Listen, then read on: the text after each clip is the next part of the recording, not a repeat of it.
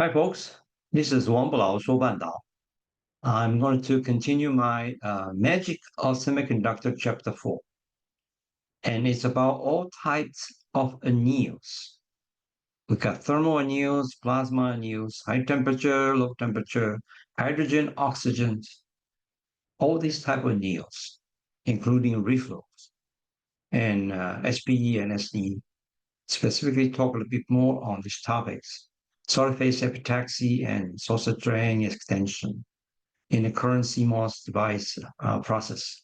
How do we make a change in the temperature of the wafer in order to get what we want in terms of CMOS device performance and reliability? And to start, I would like to share with you some of the interesting icebreakers that I find them relevant, amazingly relevant. Let me show you why. All right, start by heaven and hell, turkey roasting, reverse seer, and phoenix resurrections. Let's go through that and see whether you agree. So the first one is estimating the temperatures of the heaven and the hell. So what is the temperature of the hell? If you look at Bible Revelation, it says, but the cowardly, the unbelieving, the vile, the murderers, they will be consigned to the fiery lake of burning sulfur. So it's about sulfur, burning lake, kind of half melting, right? Half boiling. So you can see some liquid flowing. It would based on this simple observation, and we check the table, we see that the temperature of the hell is like between 233, which is roughly the sulfur's ignition temperature, like catch fire and boiling temperature, right? If you melt and floating, it's boiling. It's about 444. So these are the temperature in between. But of course, you go to Wiki and look at the Earth core temperatures, 5100. But we're not talking about the actual temperature, right? We're talking about the hell is an imaginary world.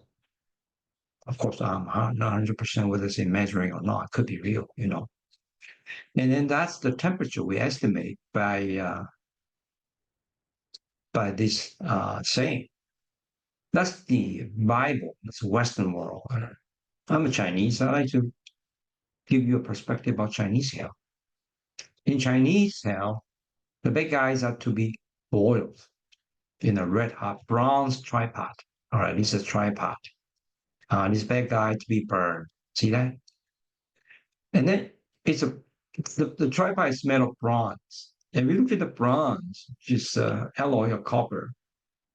The melting temperature is 950 Celsius. And compare with the previous hell temperature of 233 to 444, and then 950 is Chinese hell temperature, you can see that Chinese hell temperature 2x higher in the Westerns. In that sense, Western's hell is a little bit more humane, you want to call it. I talk about enough about hell. Let's go to what about heaven? How do you estimate heaven temperature? And here, Isaiah 30, right? It says the moon will shine like the sun, and the sunlight will be 7 times brighter, like the light of 7 full days. This is the radiation heat transfer being used to calculate the temperature of heaven. So heaven received from the moon as much radiation as we do from the sun. So the 7 times, it will be 7 times by 7. So it's 49 times. And with this 49 times, they were applying the Stefan-Boltzmann law that the energy is equal to is a power of force, right? The radiation heat energy emitted from a body is sigma times T04. So you could estimate the Earth's temperature by using this relationship. We can easily calculate the temperature of heaven by a power of 4 and then the 49 times. And the Earth's temperature is 300 Kelvin or 25 degrees Celsius. So with that, we could calculate heaven temperature is 794 Kelvin, or 520 degrees Celsius. So if you use this, funny physics to calculate, it seems that the temperature of heaven is hotter than hell. Isn't that interesting? Okay. Maybe in heaven, the temperature, you don't feel that temperature. You feel warm and bright. So the actual temperature does not matter. But, as a scientist, we always like to use real numbers and we calculate things based on the best of our knowledge. It may be true, maybe not, but that's what we do. And I hope you get inspired by that. So people use some simple statements and then back calculate the temperature relevant to that statement. And that's, I think, the fundamental science, right? Now let's look at what I mentioned, the turkey roasting and the Phoenix resurrections. You want to roast a turkey. I am very good at it. What I did to roast a turkey is to peppercorn bass, marinate my turkey to get rid of the gaminess of the turkey. And then I inject the chicken breast with salted butter to get the flavor in, the fat in. And then I cover the thick part of the meat in aluminum foil. Only the thick part, okay? The chicken leg and then the breast area to prevent scorching. And then put it to a turkey bake and bake it in the oven, 400, 350 for many hours. Then I cook it. And then I remove the 3 minutes and then followed by a 3 minutes broil with the foils removed so as that I get the complete good nice browning of the turkey. Trust me, this recipe is the best in the world. All right. And then you can see that the temperature related with this turkey roasting is 200 to 250. Does it matter to CMOS? Oh, yeah, it does. Trust me, I'm sure you later. And then the Phoenix resurrections. Phoenix resurrections, it's about 700 to 1200. Why is that? Well, you look at Harry Potter's, right? It's it will resurrect every 500 years or so. And then how do they exactly do it? According to legend, the Phoenix collect a fragrant wood chip. It had to be fragrant, smell good, right? As a Texas barbecue. I live in Texas, so and Texas barbecue has to use some fragrant apple wood, hickory wood, fragrant wood, and then to ignite and burn themselves. And then it's called self-immolation. That's what it's trying to do. All right. He doesn't seem happy, but that's the whole painting. And he need to go through that to turn itself into ashes before he rebirths. And he said, well, that's a nice story of telling, but what's that got to do with semiconductor process? That's our topic, right? Yes, it does. Let me show you how. Solid phase epitaxy growth, SPE, SPEG. Some people just call solid phase epitaxy. It's the Phoenix resurrection. So why is that? Let's look at the process itself, right? A solid phase epitaxy usually composed of two steps. It's a PAI plus LSA. PAI is a pre-amorphalization implant, which you use a big atom to smash silicon matrix, like germanium, something like that. And then high energy germanium beam hit the silicon surface to make silicon surface amorphous. So it destroyed it. You destroy the lattice structure. So it's a destruction of silicon lattice. And then what? And it's just like, Phoenix put a fire on cell and burn to ashes, right? Then the silicon become a amorphous silicon, amorphous silicon. Then you anneal it in that temperature, in certain temperature, all right, especially using LSA laser spike anneal. The recrystallization occur. Amorphous silicon regrowth while activating the dopant inside. So this one is a key.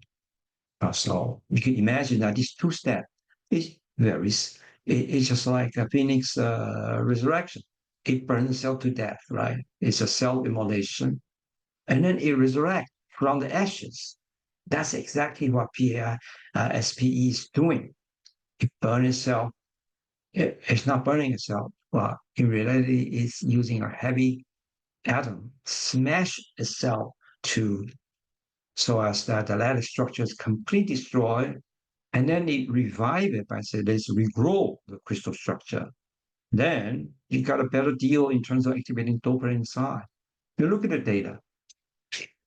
So this report shows that, yeah, you see that this Wu report, and you see that PFAT, when this resistivity regionally without SPE, right, it's about 8E9, E minus 9. But with SPE and optimized SPE, it could go down to one or more orders of magnitude, go down from 8 minus 9 to 1 or 2 E minus 9, right? So at least one order of magnitude improvement, 8 times. For MFAT and PFAT, they both work very well. So that's the reason I said, yeah, SPE is a Phoenix resurrection. Let's go deeper into this topic, right? So why we want to do that? Right? Why we care about activating the dopant inside, right, to reduce the resistivity? What's the benefit? What's the benefit of that? Right? Now look at this. The what happened is that the dopant going up, when you have higher dopant, the resistance of that related contact will decrease. The reason being very easy, right? If you have the reason is that when you have a metal and semiconductor contact, you always have this problem of YB. The Schottky barrier height is always there. And it's extremely difficult to change that value. It doesn't really work. You change the metal and all that because the Fermi level pinning issue of the metal semiconductor contact is very hard to say, I want to lower it to 0, something like that. It doesn't work that. Nature doesn't want to give you the luxury. So what do you do? Well, what you then do is by modulating the depletion depths of the semiconductor, the dopant is what dopant, right? This is the width of this depletion region, W, is related to the concentration of the dopant. As you know, as you can see that the low doping, then you have a very wide depletion depth. So the electron going to penetrate is very hard, right? First of all, you need to jump across it. So it's almost impossible to go through it directly. So you have to jump across, which is very hard. And then, but when you're going down very narrow widths by high doping, then by quantum mechanical effect, you could go through it much easier. You don't need to jump, you penetrate through. That's called tunneling. That's the beauty of the quantum mechanical science that we know of. And there are additional effects I'd like to share with you. And not just that, this picture is a little bit wrong. This picture, the EC is a little bit wrong in this area. Let me explain you why. The high doping at interface force EC to dip. All right. What happened is that, as we know, the Fermi level of a semiconductor is fixed when you have certain doping here, right, in the semiconductor. So when you dope very high concentration here, the Fermi level is the same. You cannot change it. So the Fermi level will remain in the same positions in this region. It always like this. But As we know, it has to go up. As we said, that Fermi level has to go up with the higher concentration. So at the end of the day, so Fermi level said, no, no, no, I like to stay here. So I don't want to move because I'm fixed here. But here, it said, no, no, no, you have to move closer. So therefore, who's yielding? The EC is yielding. So it becomes lower, dipping. And when it becomes dipping, then the sharpness of this curve increases.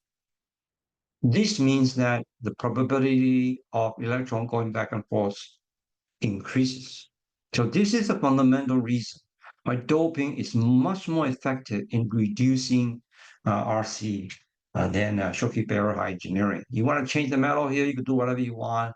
It can modulate a little bit, all right, a little bit.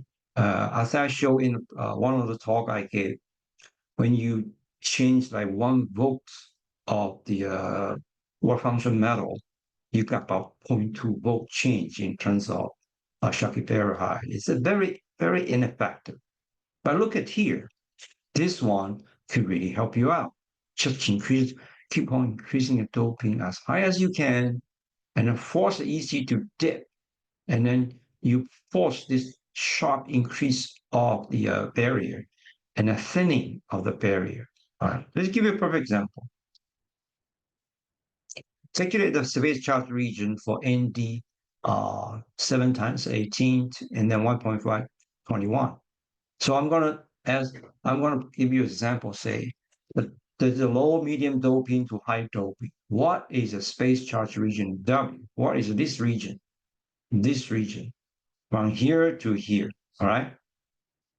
If you use a simple classic depletion depth formula and put it in, and you can see that with a 7 times E18 dopant per centimeter cube, you got 11 nanometer. But if you use 1.5 10 to 21, this is achievable. And phosphorus has been like that value in terms of silicon, then your widths become less than 1 nanometer. This is 10, 11 nanometer, this is less than 1 nanometer. You can obviously see this is a huge difference. So amazingly narrow. No wonder quantum mechanical tunneling is strong in this case, right? So this simple example gives you the perspective, right? How important it is to increase the doping here. So that's what's happening in this world, in this modern CMOS world. Actually, not just CMOS, anything devices related to doping, and they want to improve the tunneling. That's what you do. You just increase the doping the best you can. Keep adding it, unlimited amount, no matter what you do. The bank engineering do a little job. This is a real thing, right? Then even some cases, all right, people find out that in these nickel SiC cases, there are cases when you do this forming, you could potentially have an EC dip below the Fermi level, not by doping in this case, but forming a special compound. All right, this is what's been shown. All right, and then that's another interesting aspect, right?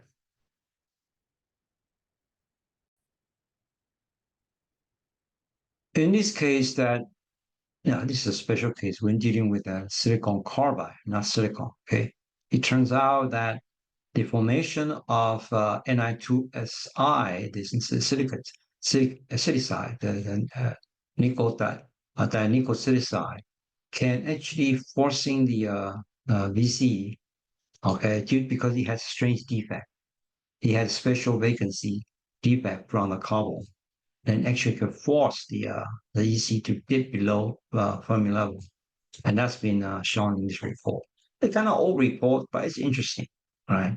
I don't think it's real, but that's the hypothesis being proposed, right? And this is, I'd like to share with you that may be interesting. Maybe you can use that in the future, right? You could do some trick. Still, you could do some trick. Here, I introduce you a high doping forming a weird compound, certain silicide, and then if you have a very strange vacancies, this acts as a dopant to some extent because its ability to modulate EC. So in fact, it's just like high doping. It's not an actual high doping, but has an equivalent effect. I'd like to share with you. Okay. And here I keep telling you about, well, SPE is very important to activate the dopant inside. This means that activation is a big deal. The dopant activation is a big deal. I will talk more about that later. Right? Here, because, yeah, I mentioned you squeeze all the dopant into your source and drain as much as you can, but not all of them will be activated. Okay. What I meant is that you look at the graph inside. This is the uh, implanted, somehow get it into the dopant concentration, let's say phosphorus. And you look at the concentration versus the active phosphorus, the active one, the carrier concentration that you place inside the matrix. And you look at it, right? Any number, 4. So let's look at the 4 here. So you put 4 times E13, and then what you got? 2, 50% active. You're not getting what you intend to be. So this could happen, right? So what you do, you need to have additional high temperature anneal to activate the dopant, right? And sometimes you're just getting heat is not enough. And you need to do more. And SPE is try to help you, all right? SPE is creative destructions. It's like a phoenix resurrections, right? It improved the common efficiency, common expression efficiency by of almost an order of magnitude higher, as we shown earlier, right? See that the data SB can improve, right? It can improve that by almost one order of magnitude or more, and this has been happening in many places. Okay, let's look at the dopant concentration versus the specific contact resistance. Look at the units. Ohm per centimeter squared is called specific. Specific means that it has no area or no area component that has been normalized. See here, resistance time contact area. This is called specific resistance or specific resistivity. Then if you want to know the resistance, you have to just use this value divided by contact area. So currently, as I mentioned earlier, the major method for your rho C specific contact resistance reduction is done by increasing the dopant. The other are real talks, right? And I'm telling you, this is the only thing that people find that effective. And the doping concentration has reached about E18, E19, I'm sorry, E21. Oh my God. This is greater than the natural solubility of either phosphorus or boron in their natural manner. They exceed it. It's over, it's in a metastable state.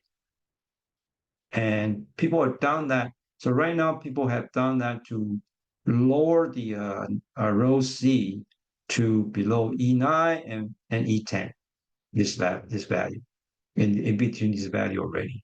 Very impressive, very impressive. So as I mentioned earlier, that this resistance can be calculated by the specific resistance. Give you a simple example and asking question. Is rho C E minus 9, that is already beyond the natural solubility limit can provide, good enough?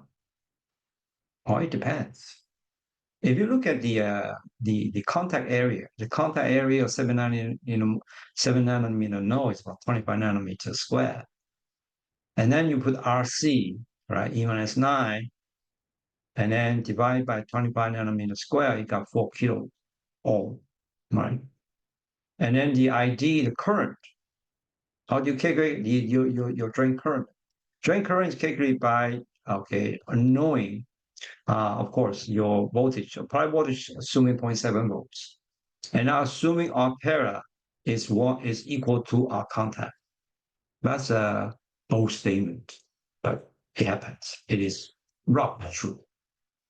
And you can see the 0.7 divided by A is 0.09 milliamp per fin. And then 11 fins per micrometer. I now talk about why there's why I use value this micrometer, how many fin per micrometer, and that's where this unit come from. And 11 times 0.09 give about 1 milliamp per micrometer. This is reasonable. This is what being reported all the time by TSMC Samsung. This is the current of the ID, either the ion ID for NMOS and PMOS, all hovering around this value. Some are higher, some are a little lower. Of course, I know you want to be higher than 1 milliamp per micrometer, but this is a kind of a gauge, right?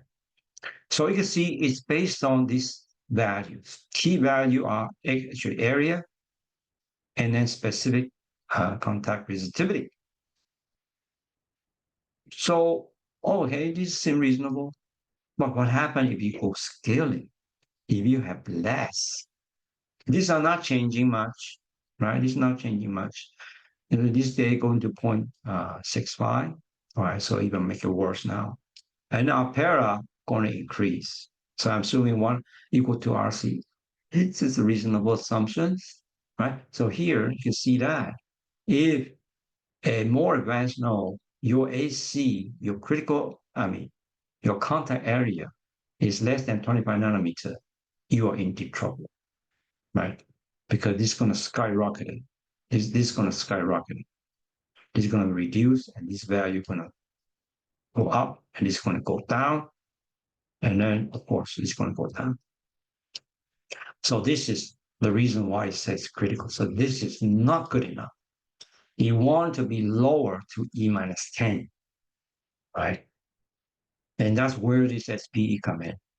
SPE processes the creative destructions. It's a CMOS Phoenix resurrection, as I mentioned. It turned this amorphous, all right, and going to crystalline. And people find out the expansion energy for this to happen is 2.7 electron volt for silicon and 2.15 electron volt for germanium. So germanium is easier. So this is easier for source and drain in PFET because he had a SiGe source and drain, right? That's what PFET, where PFET have. And then the MFET silicon, it's a little bit harder, okay? And this is what's been shown, right? This is the data coming from the report. The solid phase epitaxy boosts dopant activation efficiency. It's usually for contact. And germanium is much higher solid phase epitaxy rate. This is how fast it will work. How fast it will work. And these are being demonstrated and calculated. See, solubility limits. All right. This one, okay, it's a boron, all right. And then compare with the silicon. Oh, this is phosphorus. I'm sorry, this is phosphorus. And with the silicon and germanium, you can see that they have different behavior in the phosphorus and boron. Okay, and that's where the SPE can come in to help you out.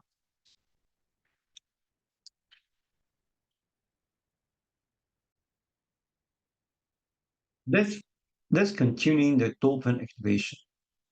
What it actually means is it will activate the physical concentration to electrically active one through high temperature anneal or something else, usually high temperature anneal.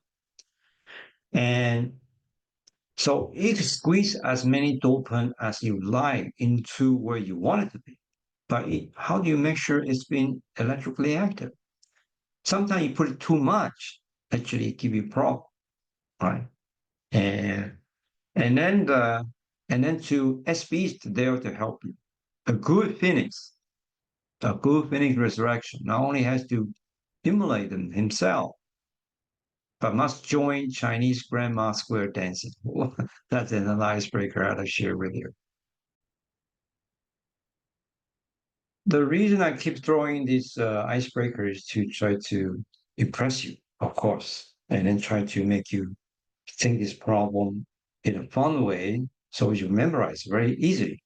So here I say, why do I mean by, you know, electrically active, go through a phoenix resurrections and also Chinese grandma square dancing? What that mean? Let me, because before I do that, I give you the male position. As we know that the fetus male position, right? That which means that the baby should be the head should be this region close to the axis of mom, with the head going out this way. That's what it's supposed to do, right? And this is the position. So if the head is above, is away, all right, or the feet is here. Everything you see here, they are wrong. They are all male position of fetus, and that will the mom cannot give the birth or the baby properly.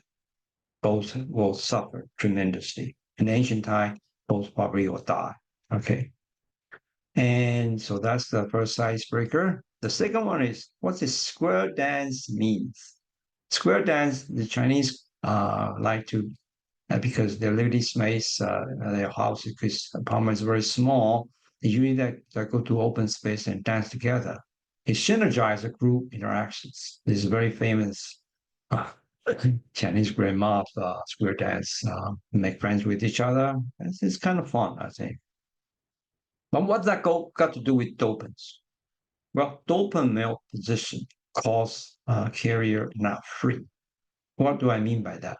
When you first implanted your dopant, these dopants do nothing to generate free electrons.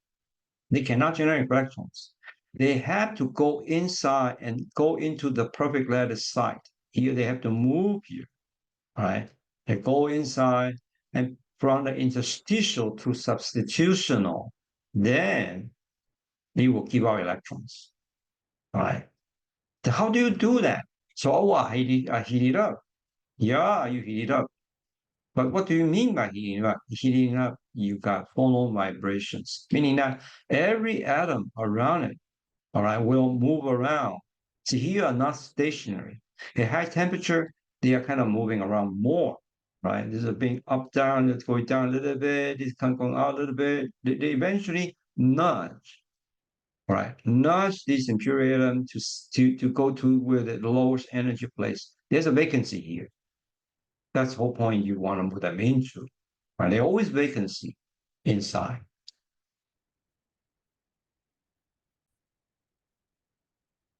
So this phonon vibration around the dopant is just like the grandma's square dance, dancing in a square. Right? It's not like the regular square dance that you know of, a special dance. It's not. It's just group together dance. Any reason they feel like to in a big square, right? Tiananmen Square, something like that, right? The so the dopant has to have a have a synergistic effect from their neighboring atoms to make it happen, right? Otherwise, it won't go. And this happening is because of higher temperature, right? And if you look at the 2D material, what happened is that even you go to very high temperature, but there are simply not enough dancing around that to facilitate this activation, right? So because there's no 2D atom, there's no atom above this dopant. So you feel lonely and inferior because the helper come around to assist you move into the vacancy. You don't see that many, and not enough. So it's naturally inferior to those of 3D, unless something else crazy happens. But general 2D material, their intrinsic weakness. Okay, you look at this graph. See, so the make a dopant work, the ultra thin body of 2D the material, the Coulomb interaction between charged particle inside the system is sensitive to the environment, right? And then and so it's a distraction.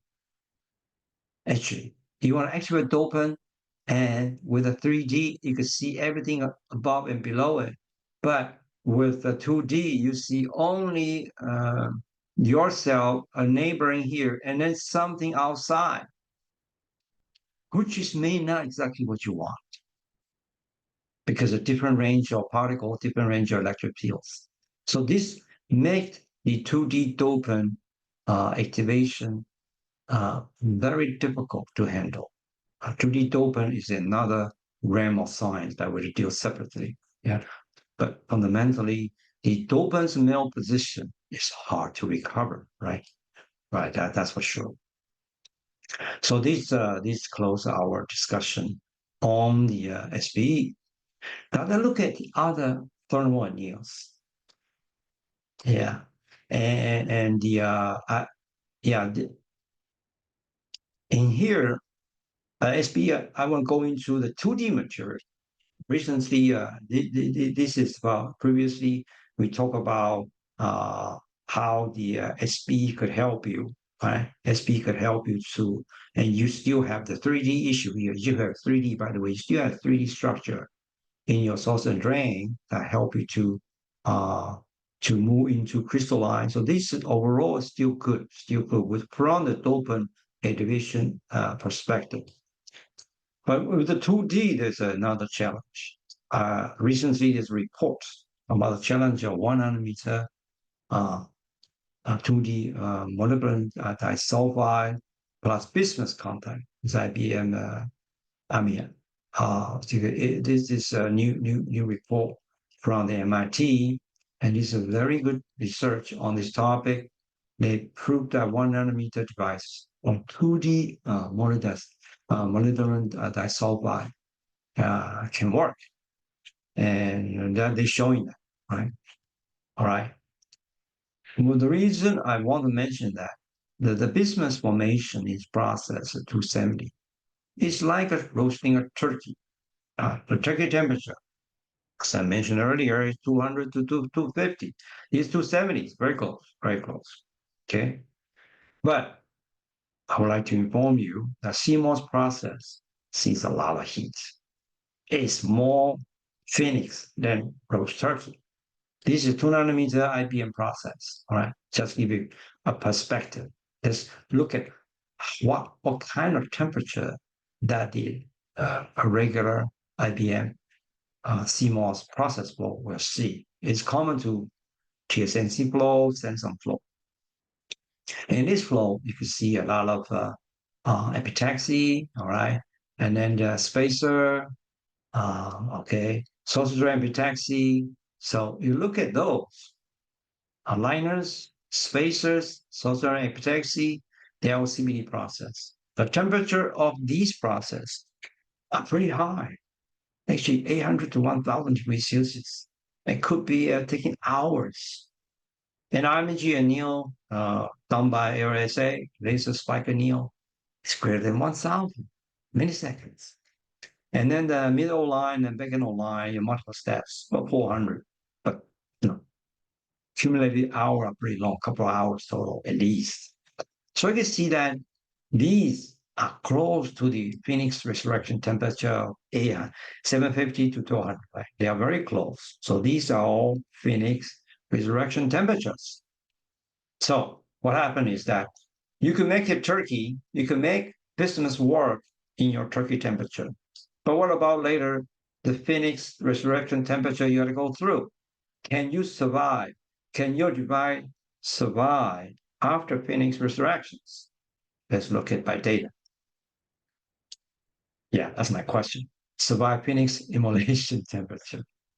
You look at this report, right? At 1,000 degrees Celsius, the diffusion of business in silicon, right, is 3 times E 3 times E minus 14 centimeter square second.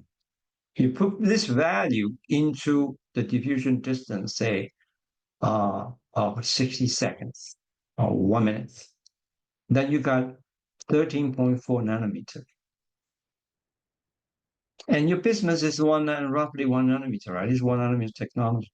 This implied business will likely to dissolve in silicon in a few seconds. Oops, gone, right? You go into the matrix. So, and this value is probably the same as other material. So it is high temperature, right? So the business is very thin, one few nanometers, but the diffusion distance is very much larger than its physical dimensions, meaning that it will not survive the finished emulation test. So the 2D material is good for research. It's not going to be in real world. Well, how do you prove that? Well, let's look at the roadmap for the TSMC, Samsung, and Intel. If you look at it, they are all, these are all, everything here you see, right? Up to 18 angstrom. They are all silicon. They only change the architecture from FinFET to, say, GAA. And then India call them ribbon. Samsung call them MBC. All these are the same thing. They're all all around FET. And we have talking about that, right? We have other talk talking specific about that. And you can see that there's no 2D material. You cannot put it in into your roadmap at all. So you could good for demo some learning. That's probably it. Not much use for that, right? Because what? Because you could prepare your material, 2D material in a turkey temperature, but you cannot survive the phoenix resurrection temperature. That's the bottom line. And talk about temperatures. Some CMOS desire extreme temperatures. And look at the, and not just silicon, right? All kinds of gallium arsenide, silicon carbide, gallium nitride, aluminum nitride, and then gallium oxide, diamond. Wow, all these have their unique semiconductor properties. And now people are going after them one by one and apply them to specific fields. Silicon is good for everything, to its limit. It's good for everything. It could form a CMOS. But the other guy cannot. The other guy, all these guys usually MFET. They cannot do TFET, right? The reason is their whole mobility is quite small, right? You can look at the silicon whole mobility for PFET 480. Gallium arsenide is 400. Of course, gallium arsenide, the electron mobility is very high. And gallium nitride is even higher, right? So all these are very good for their specific purpose as an MFET. And gallium nitride is, 1,000 versus a PFET 11. So these are all useless. So PFET, they are useless. And aluminum nitride doing something else, right? It's just good for high breakdown voltage. And right now, people are looking at diamond. Wow, diamond is an exceptionally good PN FET. It has a very high electron mobility, high hole mobility. Wow, 10 times, almost 10 times more than silicon. So I saw a recent paper in just published 2024, so they make a device and then you can see that the device with a very high, reasonably high doping, and then they can make device work. And one thing that caught my eye is that the drying current could increase by 4 order magnitude from room temperature to high temperature. This is very unique, right? Because the CMOS is the other way around. The higher temperature, the lower the mobility. But here it seems the other way around. It's interesting to me. Okay, so this work is very beautiful work, and I think people should pursuing and then see whether they can make a CMOS out of diamond. If you make CMOS out of diamond, wow, that's another breakthrough. And you put it on AI, oh my God, that's gonna be killing, right? And here is so good, right? The so that's extreme temperature, high temperature. What about low temperature? Before we go to low temperature, give you another icebreaker, ultra low temperature tuna. Right? When you go to a sushi store, you have, oh, I have the world's most freshest, beautiful tuna. But tuna was caught in an ocean very far away from the harbor. So this means that you need to freeze your tuna immediately. So you clean the innards of the tuna out immediately and throw into your freezer. But what's your freezer temperature? So right now, people develop ultra low temperature, had to be lower than minus 60 degrees Celsius. Right? I remember watching a show, the Iron Chef show. The chef said that my tuna is better than what's seen on the regular market. And his argument is that he has a boat with ultra low temperature, minus 64 degrees Celsius, and not guarantee the freshness of the caught tuna. All right. So you can see the low temperature, keep the fresh thing going, right? Then what about CMOS? Well, CMOS, people talk about that too. It's called cryogenic CMOS. And the cryogenic CMOS is that say, okay, I'm going to run my CMOS. I'm going to build the same thing. The fabrication is the same. I'm going to buy it directly from TSMC or whatever node I'm interested in. But I'm going to run that chip in a very cold place. It's a cryogenic CMOS. And that will actually boost automatically the performance. Okay, let's look at it. Cryogenic CMOS. And then people propose to run in liquid nitrogen from 300 to 77 Kelvin. That's liquid nitrogen. And then you could see that, ooh, everything improved. The 70 degree K got 300 degree Kelvin. The dry current increases a factor of 2 or 3. At the same time, your threshold slope improve sharper, all right? This means what? Your IOP is lower. So the higher performance, lower leakage, the best of the both world. Yeah. And then the reason is that the mobility go up when you're low temperature, because less electron carrier try to move around, and then they're less phonon scattering, right? It's easier to move around. So mobility increases. And so everything is good. And then you don't have to change your manufacturing process. You don't have to go to TSMC or Samsung and say, hey, manufacturing my device in a different manner. All right. And that costs money.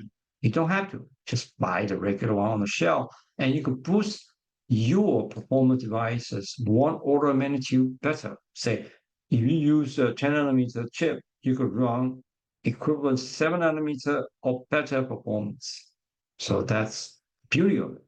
But how do you run your servers at minus 200 degrees Celsius? Right? The 770K is not easy. It's not in an ice cream truck. It's not going to be in an ice cream truck or in Iceland. None of them work. It takes a lot of energy to run, to make your server in a minus 200 degrees Celsius environment. It's just not going to happen, right?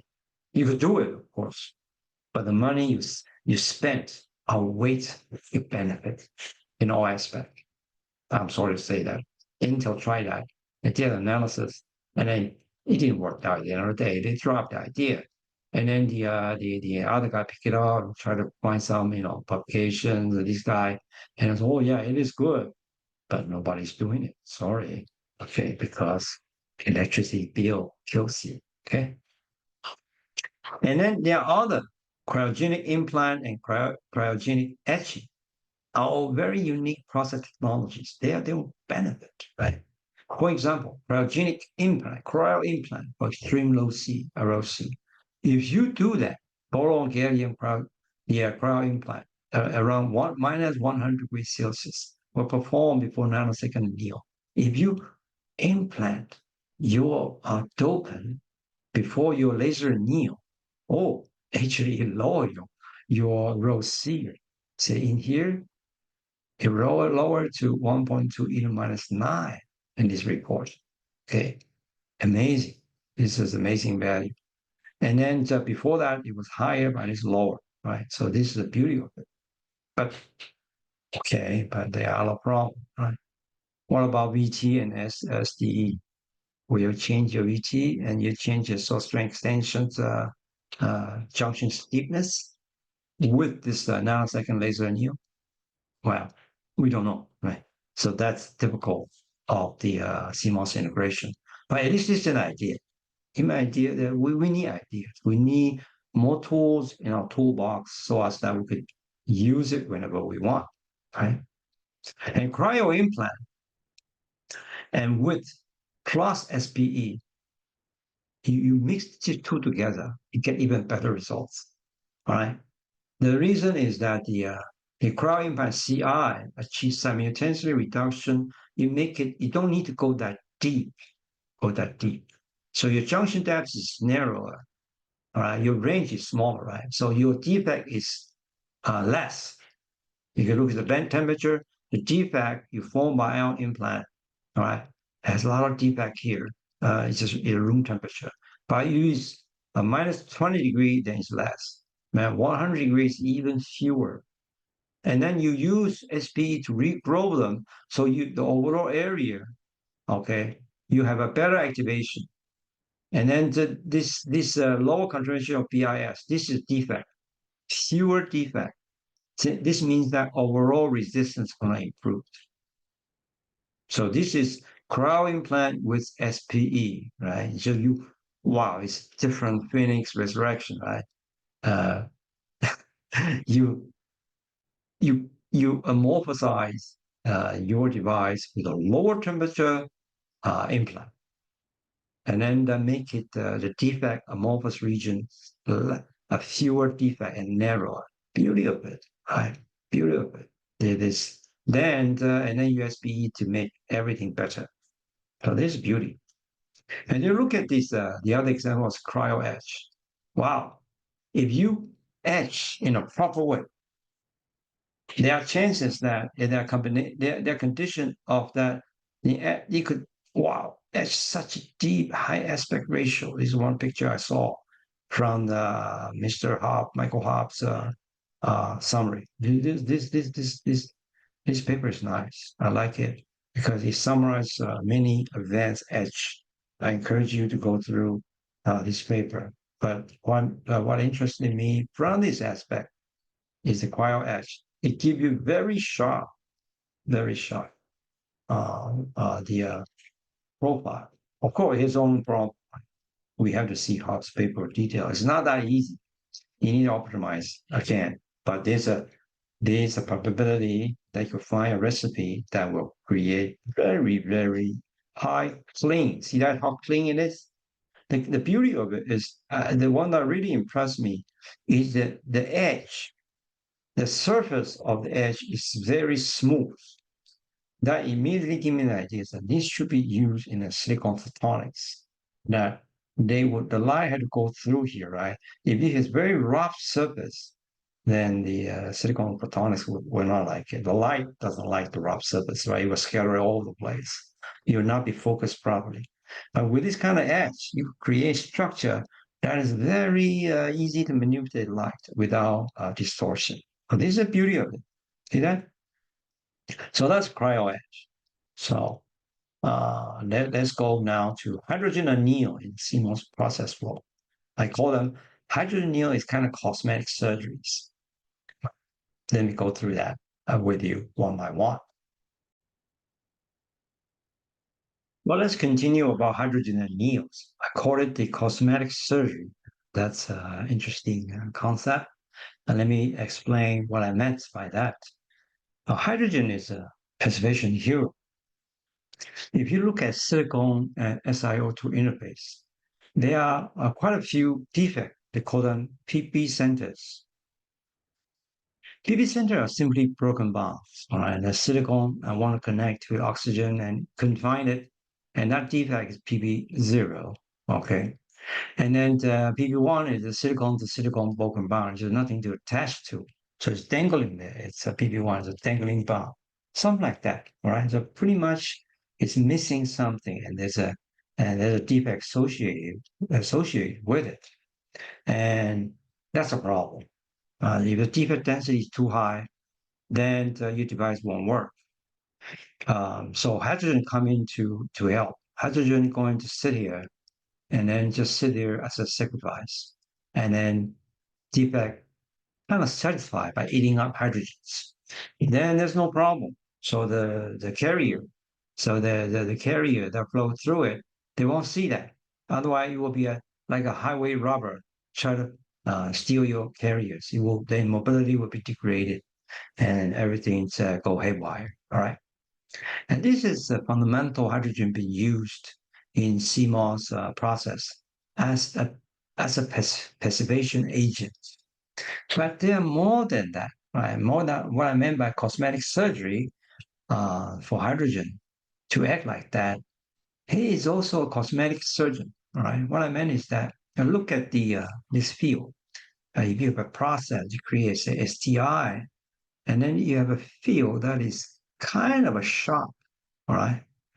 Kind of sharp field, then the sharpness of the corner will have a high electric field. And that field, so here, because field is the curvature, reciprocal the curvature. The smaller curvature, the higher the electric field. And the higher electric field, then that's where the breakdown going to be. You have some voltage somewhere, it will sense that, and then it will, crash. And then that's where defect come in because you are turning off and on voltage all the time, the charges, and then you create some local field here. And if that's not smoothed out, the field is too high for the dielectric to put up with, then you're dead. Okay. So what people do then, they put a hydrogen in the pretty high temperature, like 1044, then you smooth it out.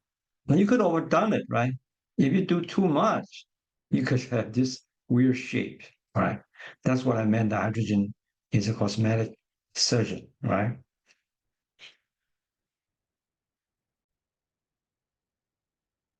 What I meant is that it seems the hydrogen anneal can transfer and smooth as if it can shape it, not in a physical manner. Say, I'm going to use a hydrogen knife and cut it. It's the results look like it's being transferred and smooth. So that's what I mean by hydrogen is a cosmetic surgeon, right? And then a more relevant, more advanced example I'll give you is that um, silicon fin has been shown to have this line edge roughness issue because when you are etching it, litho and etch, this process it create a lot of the the line edge roughness.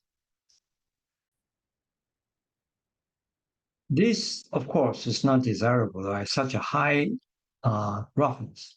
The carrier gonna see that and be scared by it, and then that reduce the, of course, the mobility.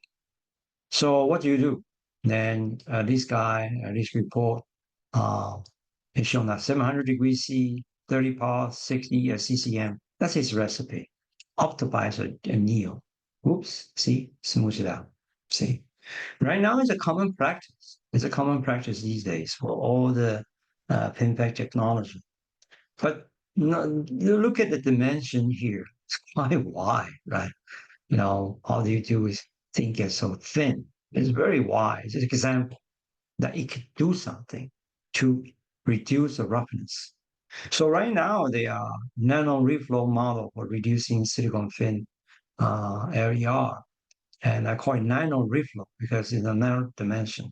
By the way, I'm going to talk a lot about reflow later, but this is just a heads up, all right? See here, you play with the parameters, all right? The hydrogen anneal, the temperature, and then the various chemical conditions. Then you can see that at various conditions, the fin can, if you do it wrong, can be this way, all right? At the line edge roughness, all right? and that's been simulated this way. You want to smooth it out, and then you have to find your condition C to make it perfect. Okay. The other one are not, right? So this is bad. This is probably okay, okay, but not this one. Right? It's too much, too much. Let's look at some real pictures. This is a fin. This is a fin. If you expose this fin, there are three type of fin here, different height, different dimension, different aspect ratio. If you expose it with 670 degrees Celsius, 100 ccm, 3.3 minutes tall, as a function of time, right? You can see this is before, 10 minutes later, this is 100 nanometers thick, wide fin. In 40 minutes, it's almost gone. Okay, and then this is about half its size, a 40 nanometer size fin. Then it quickly dissolve. You like something's melting, right? It looks like melting, but the temperature is not wrong, not right, because silicon melts at 1414 C, and you are only at 700, half of the melting temperature, 670. But with a hydrogen, whoops, you melt, literally melts, after the process. Okay, there are more melting modification per se.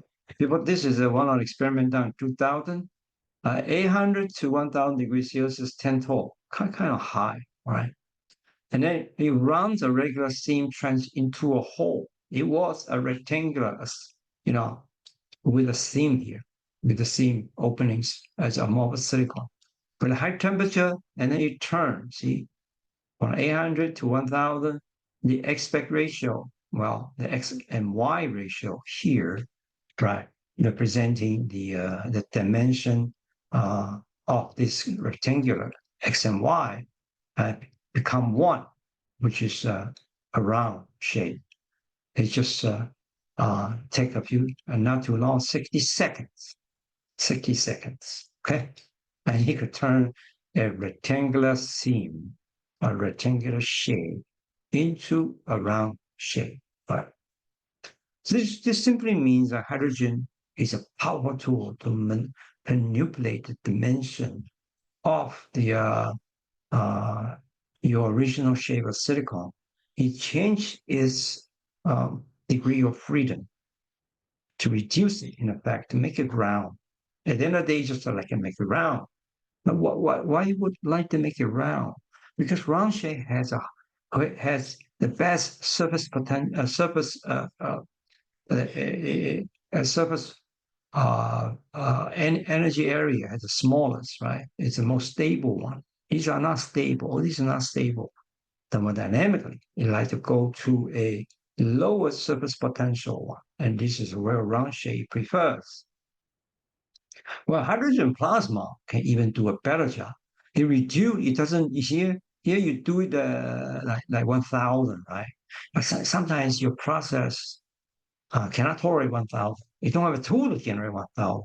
Well, that's where the hydrogen plasma come in. Look at here. This study is quite interesting. 0.8 tall.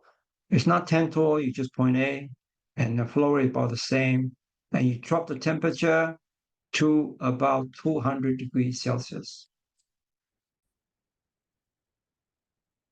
And 200 degrees, what actually this hydrogen plasma treatment did to the sample is that, look at the surface.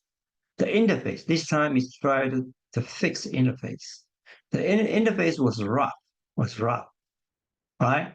And after this treatment, whoops, okay, the interface become very good. This is silicon and an amorphous silicon interface. Okay. It smooths it out. And this smoothing out capability is super critical. And recently, last year, I reported out the IL repair anneal on this report. I will show you later. I will provide you more detail later in this report about the IMAX and new anneal for the IMG low temperature IMG process. They have this unique high K IL repaired anneal. We'll check about that later. Okay. And then, so this is a hydrogen plasma. I just want to show you that it could reduce the temperature, do the same thing, right? Because hydrogen can do the magic, but sometimes, in general, they want high temperature, but you cannot afford to have high temperature because of various reasons. Then you use hydrogen plasma, all right, lower the temperature, which is commonly practiced in the CMOS world. Is this okay? Of course, thermal anneal is still useful. We'll talk that later. And and here AHA is atomic hydrogen anneal, which is even more effective. It's 10 times higher, right? Hydrogen density generated by atomic hydrogen anneal is 10 times higher, higher concentration than plasma. So you can see that you could remove this defect, this one out, right? You could remove the silicon oxide, this peak, the defect peak out. And that's part of your scheme. Whether you want it or not, it's a different story. But that's one of the toolbox you could have. But what's the problem? It turns out the atomic hydrogen is not easy to generate in a very uniform manner in a large scale, usually happening in the laboratory, in a laboratory only, in a small sample. Or say 300 millimeter, it would be hard. Nobody is come up with a new tool to do that.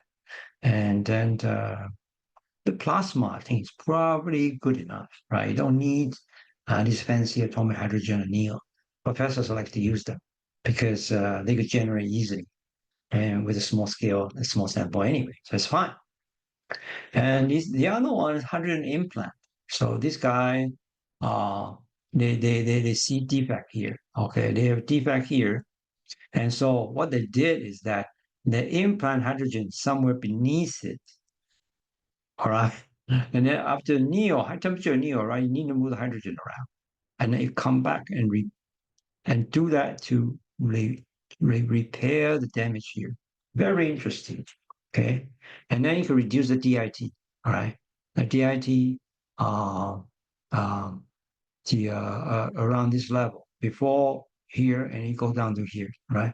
So roughly here to here. So it's pretty good effect of 2 or 3 reductions. Okay. Then that's one of the scheme because this is a kind of you're working on SOI. So this you might think as this is another way of improving your SI quality, silicon on insulator quality because the interface is bad. Right? That's very, very important. So why hydrogen can do that? Before that, I give you another icebreaker. It's called the Sweet Walker. This is guy, a famous Chinese painting that the legend says that this hero would tie 4 magic pads. You see, he put 4 magic pads to his leg before he can run 800 miles a day. That's the legend. Okay. So they call this guy the sweet walker. The heating hydrogen atom facilitated the migration of silicon subatom at low temperature. It's just like these 4 magic pads. All right. And in fact, the hydrogen seemed to work like a magic pad that attached to the silicon and move them fast. Well, figuratively speaking. Let's see how exactly hydrogen can do that. Look at this. This is the data, silicon diffusion, the surface diffusion of silicon under the hydrogen. See how fast silicon atom can run in a 1,000 degree Celsius H2. If you do use this diffusion coefficient, surface diffusion of silicon, all right, then this is what people measured and reported. And you lose 4 times power 6 nanometers square per second, and put that into uh, 1,000 degrees, right? This is 1,000 degrees, and put that into 1 second, this value into that diffusion constant times time square root of that, and that's the diffusion distance in 1 second. Wow, in 1 second, around 2,000 nanometer. That's super fast, isn't it? One atom, look at what's the size of an atom is about 3 nanometer. I'm sorry, 0.3 nanometer. That's 3 Armstrong. And 2,000 nanometer, meaning that it's like 6,000 atoms of silicon. So silicon can quickly move move 6,000 atoms in 1 second. This is how fast it moves on the surface when the silicon is exposed to 1,000 degree hydrogen, right? Otherwise, it won't do anything.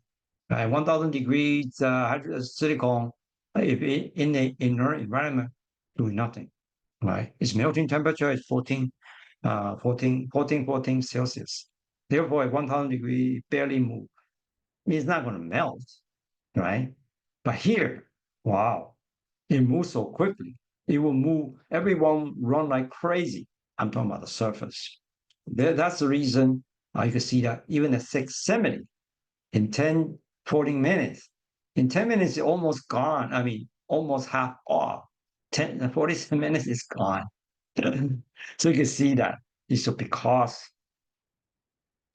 hydrogen, it facilitates silicon atom to move on the surface really, really fast. Okay. So I want to get a feeling of that, right? Now, hydrogen anneal done its job. Is there anything that we can do to improve? Oh, yes. If you think hydrogen is not heavy enough, deuterium come to help you. Deuterium is another isotope. It's hydrogen that magically can help us improve device performance. Well, before we go that, again, my icebreaker, heavy water, D2O, nuclear weapon element. This is the atomic bomb that's been sent to in the Second World War to finish the war, and D2O is heavy water. It turns out heavy water can use to concentrate uranium to make it to enrich, and then you could build atomic bomb by using D2O as moderator. Okay. Nowadays, of course, nobody going to use that to build atomic bomb. It's under control. Canada has a lot, and I think India has some, China has some. Right now, it's using as the medical purpose to generate some cobalt 60 isotope, something like that. Interesting about the D2O. If you drink D2O instead of H2O, water, regular water, you're gonna die. All right, because D2O, even they are chemically the same, but you change the kinetics and then the structure and then stability of our molecules. So actually, you will die if you drink too much of it for a long period of time. A little bit won't kill you. If I keep drinking it, then a cell will be starved as thirst of water. Right? That's how bad D2O is. There's normal about a wife kill her husband by getting D2O into her husband's daily drink. Scary. But what about today, for us? Well, there's a machine. It used to be called high pressure. This company. This right now they changed it. It used to be called another company name. Now they changed the name. They probably reorg. They call Advantitech. All right. Gen system. This is a high pressure D2 material machine. High pressure means that it could run about 20 atmosphere. Well, temperature, couple hundred, 300 to 400. That's what it can do. And it's been shown to improve chip reliability, reduce junction leakage, improve the HBM repeatability. All right. All the nice stuff. I think TSMC has a lot, Samsung has a lot, until everybody has some, right? Because this is really useful. So let's look at some report that what they claim, what this anneal claim can do. Deuterium is only twice heavy, and so it is almost domineering than hydrogen. It turned out yes. You look at this, right? The hydrogen and the deuterium anneal, based on the same conditions, it improved the GN, right, to 2x. Wow, that's what deuterium can do. All right, this one, I would say this report needs to be repeated, but I say this is a little bit strange. And the reason I say a little bit strange is that the author says that deuterium anneal has less energy transfer because it's large in mass, more stable. This is kind of intuitively true, but there are more stories than that. The later report, all right, by Watanabe said not that simple, all right, because it has the silicon. He studied very detailed the silicon deuterium bond. Is that how they dissipate energy, right? It's easy to dissipate energy, amazingly. Okay, and the easier to dissipate energy means that it's more stable. All right, so it's a little bit different from what the previously said, right? It's a less energy transfer. Okay, but this one actually is more energy transfer because dissipate energy to the silicon lattice funnel easier than the silicon hydrogen bond, right? So it is indeed more domineering. High pressure, people use 5 to 20 nanometers that show a better lifetime improvement. Okay, this is the results and that's previously shown that, yeah, they compare the D2 and the H2, five, uh, five atomic, five ATM, right? But this is atom, atom, atmospheric, atmospheric pressure, all right? ATM pressure, and then the forming gas is forming gas. All right, FG means forming gas. So you can see that the lifetime improved with deuterium. Okay. And he had done more delicate thing. I think this is just a large device. But we don't really trust large device, right? It just gives you some quality indicator. We need some real thing. Let's look at some real things. Here, for the extreme, for the extreme low VOT, which you are interested in, right? This report says that G2 and NEO perform better at low EOT. At high EOT, the CV curve look normal. They're all normal. But when the EOTs drop to 0.9, which is exactly what we have right now for the current technology, right? This become better. Standard NEO, no, but here G2O is much better. So this report interesting to me. So, and then you have a 1.5 angstrom smaller EOT value when deuterium use.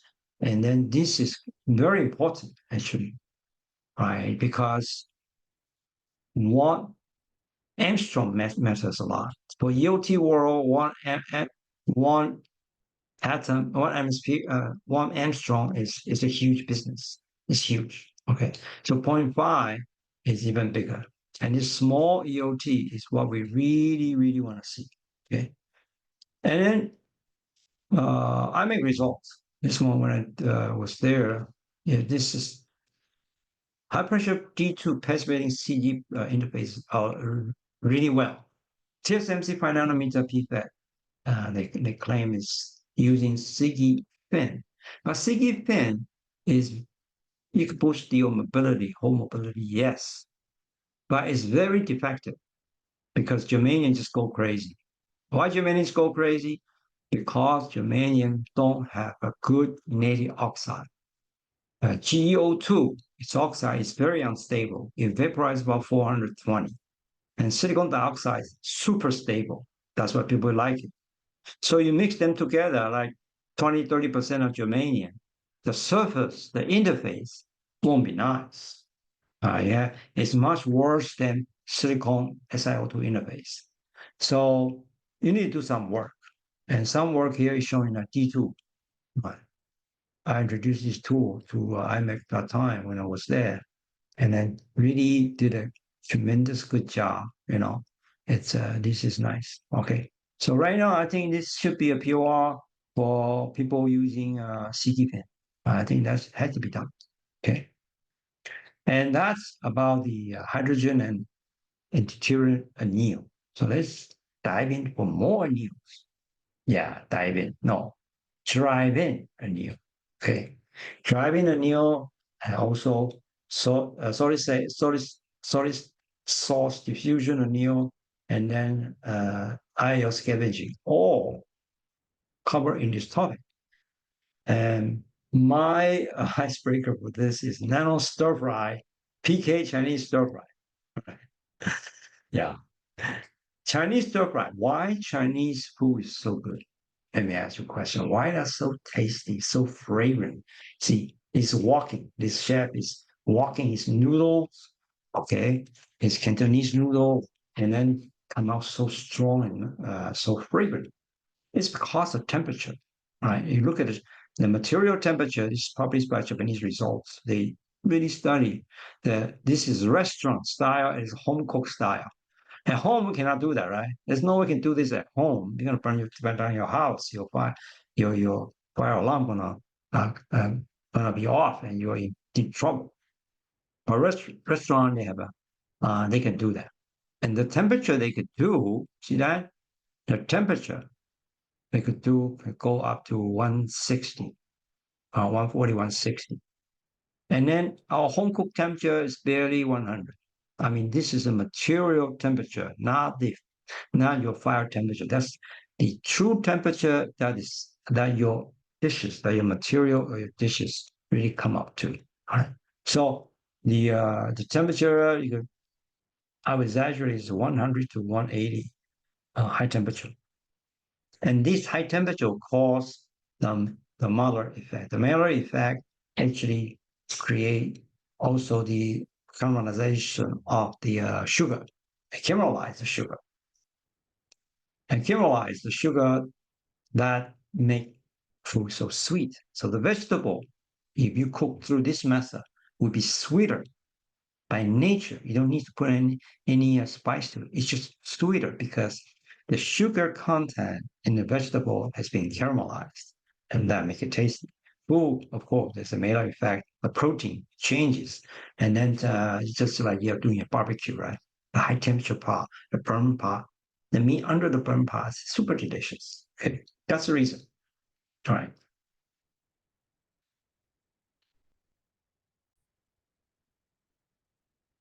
And here I'm coming back again to doping before we go move to what's important using the stir fry technique to lower the resistance of contact. And here, let me remind you that higher doping is better than lowering Schottky barrier height. Right? Here it has a better representation in terms of doping concentration. Right? This is eventually what we need, a few emission. Thermoionic emission is kind of you have to the carrier electron had to jump across it, and then the thermoionic field is a mixture of these two. So some over it, some jump across it, but it has to be here. Very little, very little. And now with a field emission, majority go through here. Majority go through here. So that's the reason we want to go very high temperature and then very high doping. High temperature is just an unit. We need to get our activation going, right? So I will turn this a nano stir fry. It's a laser spike anneal. This is the technique. I mean, it's a walking. It's a process record for 65 and beyond. And duration is about a millisecond, sometimes 2 seconds to 1 second, but minutes, and then depends on what you use, right? If this simulation results say that how deep you penetrate, the longer duration, the penetrate deeper. So this is important for you to remember. So what the temperature then? Temperature is roughly 1,000 to 1,300. This spike anneal is beam, currently POR. Very important, right? And how wide is the beam? The beam is exactly millimeter only, right? So this is how it does. The laser coming in, and then it will scan the wafer. All right, so it's a very small beam here, very small beam here, and then the wafer moving back and forth, and then the beam was resting on the surface to create the local temperature. You don't want to use a huge beam, right? You want to be huge beam, then huge beam, then your energy cannot dissipate. The temperature will be too high. You're going to break the wafer. Okay, and then so this RSA used to be called millisecond RSA. It creates highly activated ultra shallow junctions, and this and that's very important for our silicon devices, right? And this way, you could generally eventually create very uniform temperature, and the stress is less. If you heat up a large area here, you can easily break the whole wafer. But no, you have to optimize in a way that small area but fast enough. You scan the whole wafer. Then you could pretty much do this on every die and make them experience the heat, the thermal anneal you want them to have. Right? It has to be optimized. But how do you optimize this RSA? Well, before I go through, let me give you another icebreaker so you don't fall asleep. Reverse sear for perfect steak. I like to cook my steak this way. It's called reverse sear. It's a two-step process. You pre-sear your steak in an oven in about 200 degrees Fahrenheit or less. And then to a desired temperature.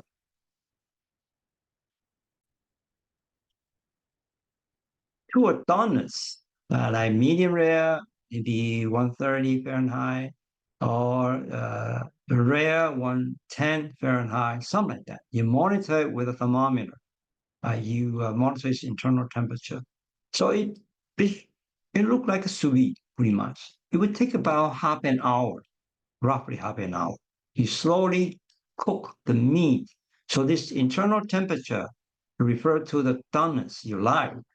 I keep it that way. So, and then you don't want juice to flow out. Too high temperature, just like a regular sear, regular steak, just high temperature seal. And it turns out, if you're not careful, the juice will flow out, right? If you look at the food lab written by the MIT guys who are famous for it, you see that the thickness of the steak could be 20% or 30% off if you do not use reverse sear. Okay, because the juice can run out. After you finish it, actually it's pretty much the steak is cooked already, but without losing any juice. Then you high temperature sear your steak on a grill or broil. All right, that's what you do. This is how you get this perfect crust and then tender juice inside. So this is about half an hour, and this is about 1 to 2 minutes. When it's done, you want to seal it, you want to burn it in a way to get your flavor of the steak. Without that, steak looks edible, but pretty much tasteless, right? You want this crackling on top. That's so fragrant. My personal tip to you is that marinate this steak in a fish sauce for 5 days. Go wet, wrap it in it's a plastic bag and soak it for 5 days. You get this fish sauce going in and flavor the meat. All right. And then you take it outside and dry it 1 day or two before you seal it with a high temperature. This one you'll get the most amazing aged steak fragrance that you ever have. Right. So this is my personal secret to you. Yeah, your listener, your great listener. Do this. You get the best steak you ever had. You will make a very cheap steak, tastes like it aged 21 days, 28 days, super high-end steak. Okay, trust me, it works. I'm a process engineer. I'm a cook as well. And a reverse seal by RSA. are the same thing, right? You need to preheat. A preheat treatment, all right? A slow millisecond preheat laser before the fast nanosecond here, a laser anneal. So you preheat it, all right? You preheat to this temperature and then boom, superheat here. So this is your reverse sear. And then that short one, right? Short one is this one. It's this one. Very short period of time. See, nanosecond. Well, not exactly nanosecond. It's point some millisecond. Okay. But the vendor would like to call it nanosecond. It's just a fancy name of it. So this is the same as here. A reverse sear state is put in a low temperature to get the pink you want, the pinkness that you you want it, and then you seal it finally, the outer skin of of your steak. Same thing here. This one, how you do it, because you don't want to too high. You want this temperature. This super high temperature help you to get your the activation efficiency improved, right? So this is a dual beam uh, approach that's been published a long time ago. Sometime in 2017, I think people are trying to use it, but can you use it properly? Not that easy. But what the benefit of that? The benefit of that is to avoid wafer breakage due to thermal stress. If you say, I want it to 1700, I just pull 1700 this way, your wafer going to break. All right, that's for sure. Okay, that's so they use two step. Then the thermal stress is just the temperature difference, right? So the temperature difference between this 1700 and then your 1400 preheat is about 300. So it's okay. It's okay. All right. And what happened is that, but it has a collateral damage.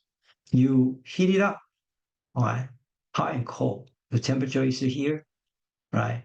This is the temperature profile. Um, it is a fin direction and the gate. You can see that the temperature profile. And what happened?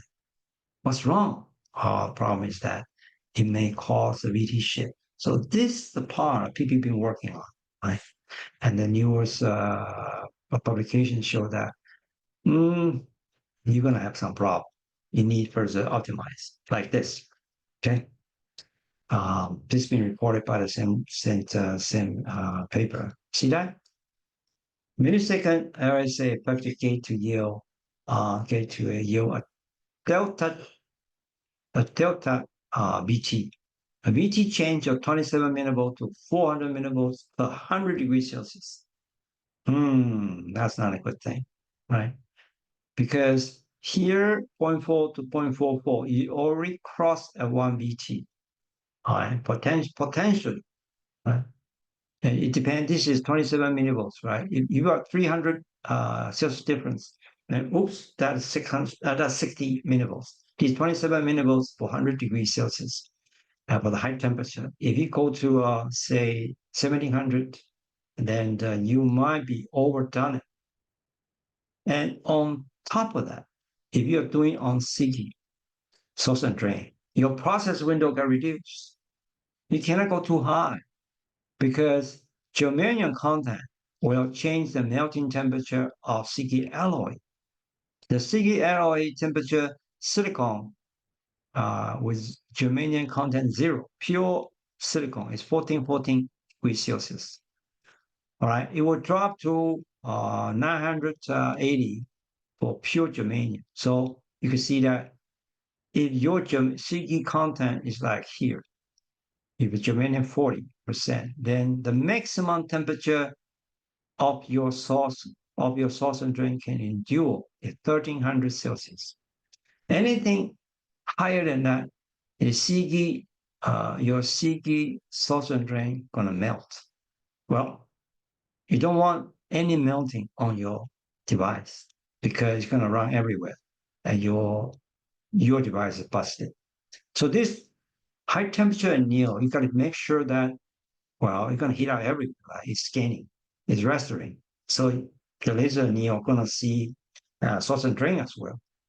then you better control your temperature so that it will not heat up that high. And that's the reason it's called nanosecond. So I'm going to do a very short heating, very short heating, sorry, very short. That's the idea. Okay. So this is the, I call it nano stir fry. Right?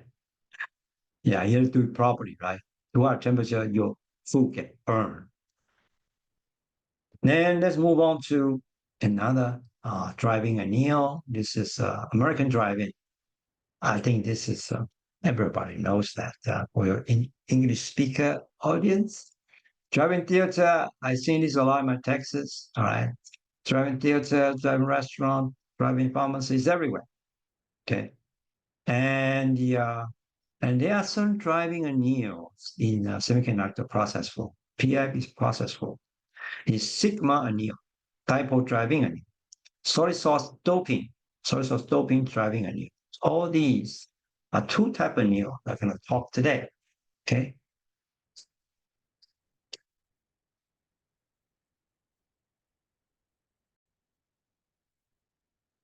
A sigma anneal is invented by IBM. Very smart guy, Endo. I know him very well.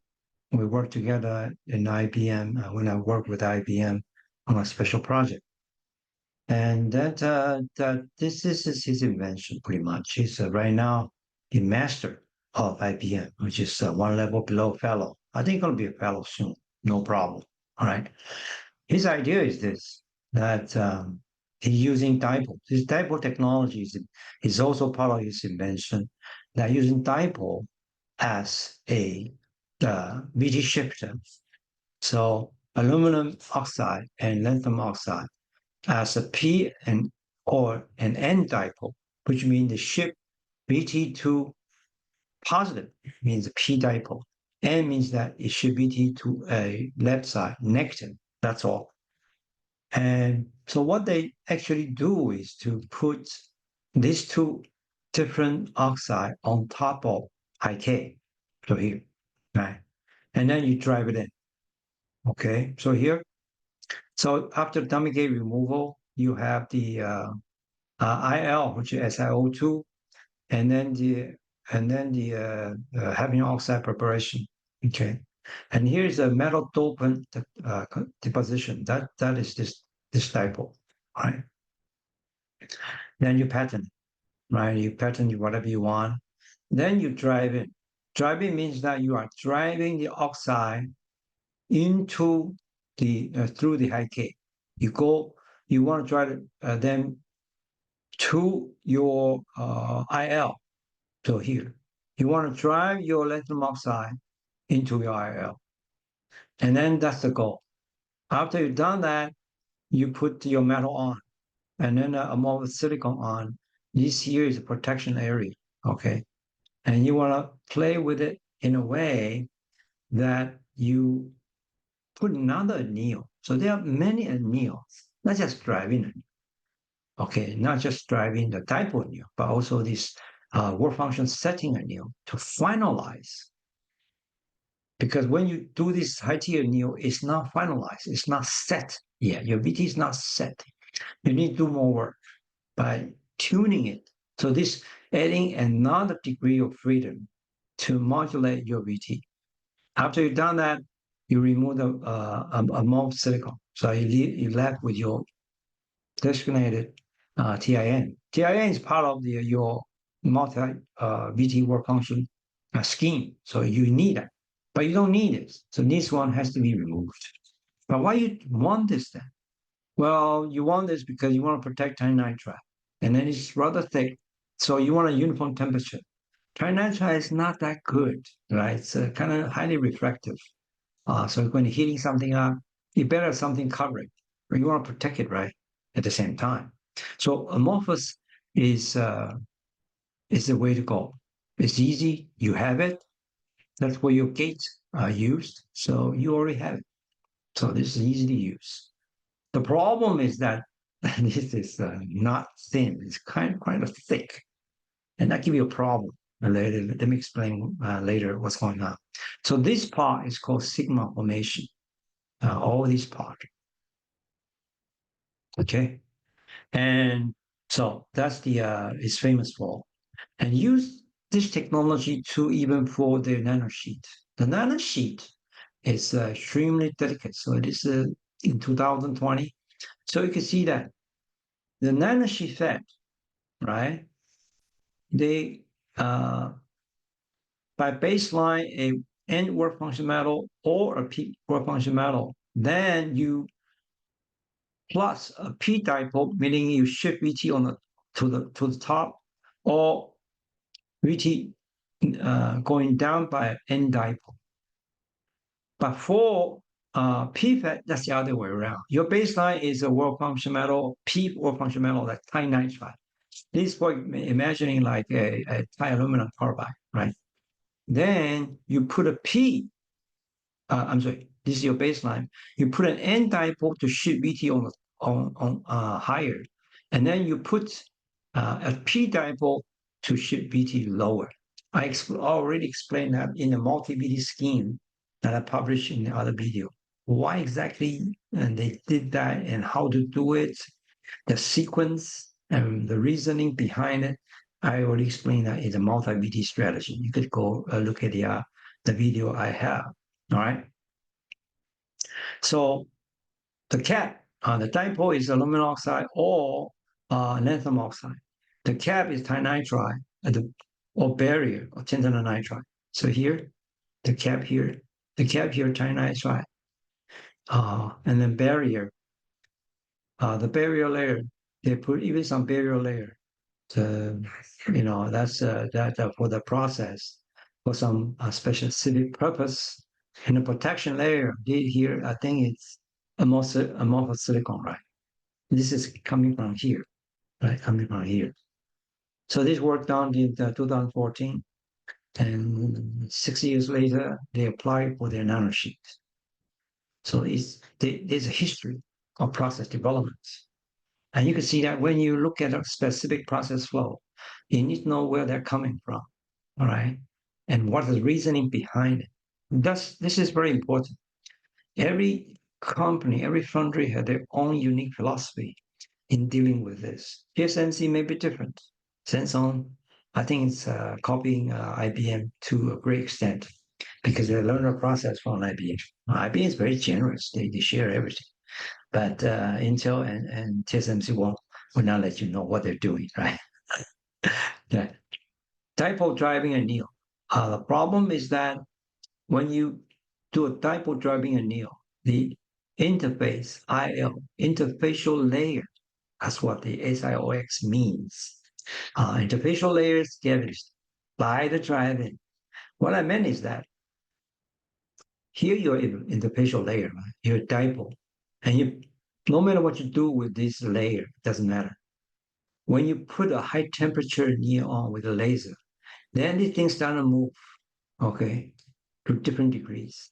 When it start to move, it mix with hafnium oxide, and everybody is trying to do one thing. It's trying to get their oxygen, all right? Where's my oxygen, all right? And then that's the problem.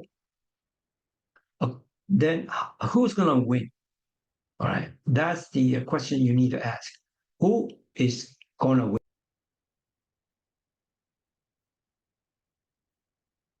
Who is the winner depends on where they sit in the elegant diagram. The lower they sit, the more powerful they are in grabbing oxygens because they have a lower heat-free energy formation. The lower they are, the more stable they are, meaning that once they get the oxygen, they go into a more stable state. So they will be, they have more power to get their oxygen. This is SiO2. Silicon oxide system is right here. But you can look at that aluminum oxide or lanthanum oxide, they're all similar here. They are all pretty low, much lower than here, meaning that, or even hafnium oxide, they're all lower or below SiO2 system, which means that they're going to fight the oxygen. And SiO2 is the weakest of the weakest of them all is SiOX. So it's the weakest. It's pretty much the victim. This means that SiO2 as the weakest among them all will be the ultimate victim, which means oxygen going to be scavenged. Once the oxygen been scavenged, means that this thickness is reduced. So IO thickness reduced. And IO thickness, the individual layer thickness plays a key role in performance and reliability. All right. If you don't have that, your device is dead. If you take too thick of that, you cannot you cannot have too high your dry current. So there's a balance. Okay, there's a balance. But usually what happens is that when your IO gets scavenged, your EOT decreases and your mobility generally decreases as this trend, right? As this trend. The lower the EOT, the lower the mobility, which is get very careful. And this one-to-one relationship is very, very tricky. See, look at the difference, the unit. It's 1 angstrom, right? This is nanometer, is a so 0.4 to 1.1, meaning that every unit here, the distance is 1 angstrom. Oh, wow. How significant is 1 angstrom? It is because um, because these days we are working at these regions, right? That's what we are working on. EOT is these regions, and you can see that point A, A angstrom, say 60, but we're going to 7 angstrom. Oops, right? You lost becomes the motor degradation 70. So this is a different unit. Okay, it's just degrading more. That's all. And then that's 10% loss. Okay, at least 10%, right? 60 to 70, 10% minimum, maybe more, 15%.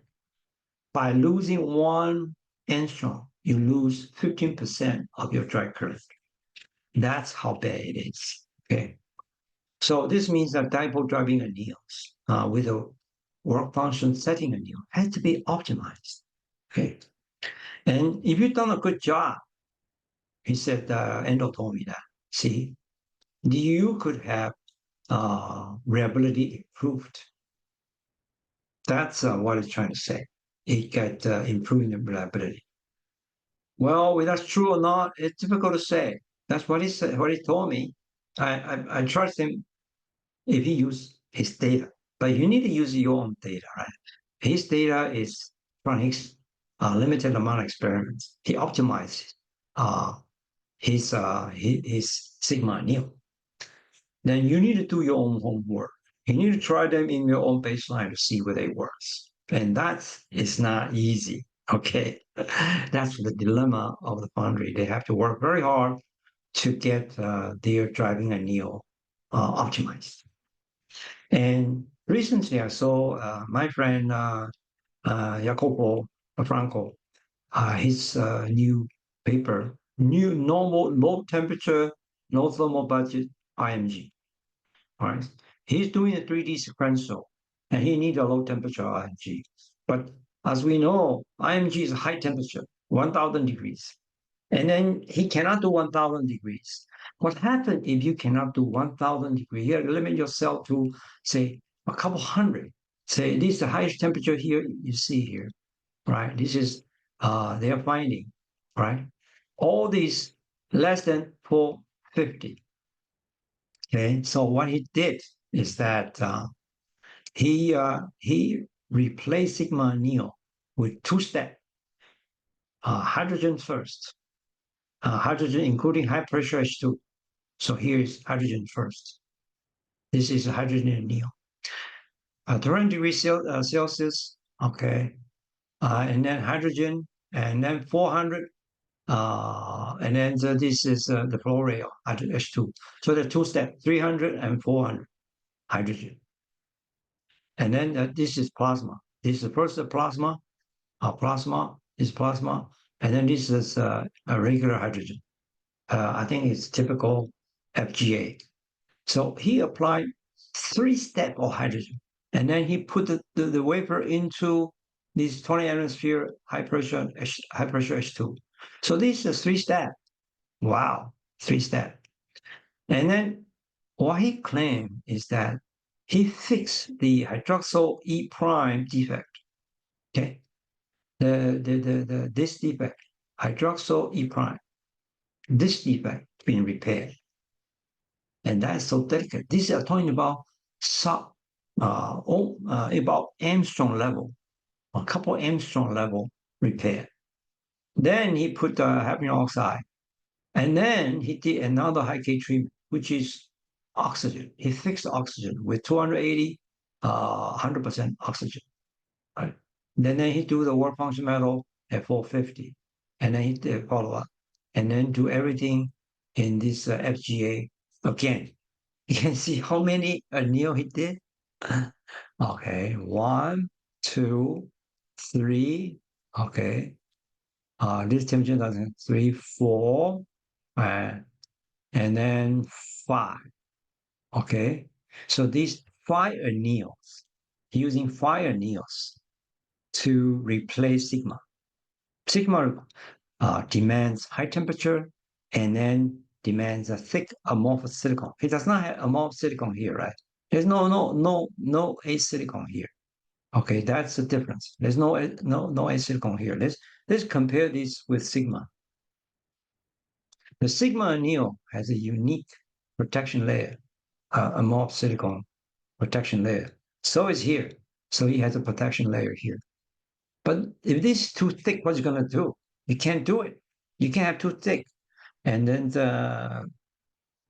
so I make idea here. I make idea is they don't use the amorphous silicon. Okay. There's no amorphous silicon in this flow. This is a low temp IMG flow versus Endos, IBM's high temperature IMG flow. It's all low temperature. The high temperature is 450. And then they have tons of the hydrogen anneal, plasma anneal, okay, and then they sorry, here they even add something. If they want a thicker hafnium oxide, they even put with some hydrogen anneal to make it thicker, 1.3 nanometer. Wow. Okay, that is pretty thin, pretty thin. 1.9 is POR, and 1.3 is what they experimented on. Not important here. Okay. So you can see that all these fancy anneal is trying to fix the defect. Either defect in the interface or the defect in high K. It's high K defect that's in here. Try to fix that.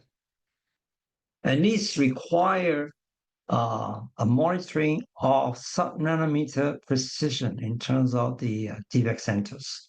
So they figure out how to detect these PV centers, hydroxyl E prime, and oxygen vacancy here. And then with that, they, of course, match it with their device. So this is just published last year. That's very interesting paper. I'm just curious, how can you do that in high volume manufacturing?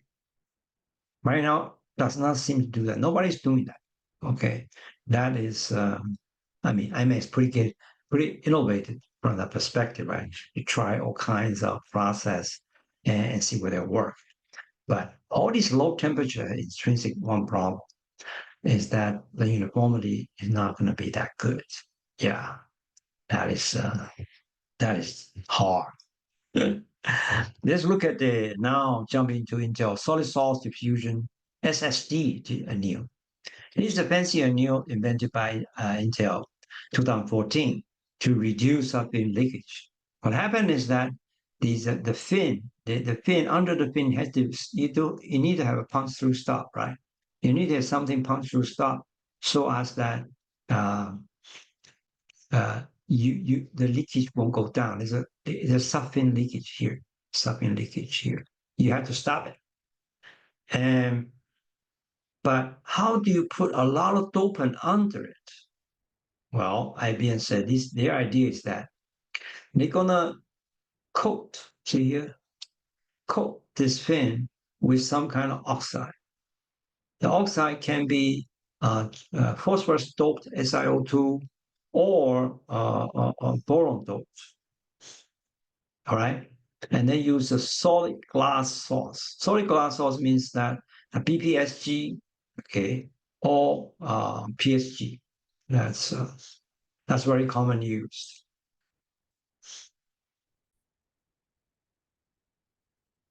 This is phosphorus silicate. And SiO2 contain a high doping of phosphorus and boron silicate, and the silicon glass contain a lot of boron as the source, and then it go to high temperature and heat up. Then the phosphorus diffuse into here. Wow, that's fancy, very fancy. And it says that improved everything. Device improved, right? 13% NMOS, 41% PMOS. Okay, and then this is a much better value than previous, and they recommend this one for the 10 nanometer node. But the overall 10 nanometer node is not successful. I don't know. Okay, and then and somebody did this is old data by high ion implantation for MOS. This is with the implant. But the implant sometimes not good. It's very dangerous. You could damage the fin easily. So exactly how TSMC or Samsung did that, nobody knows. Okay, I don't see a report yet. But this was invented by Intel, a very innovative company. Now people say, well, let's use it for something else. So people like to use this technique to dope something and then say it's PSG here. But you need a cap.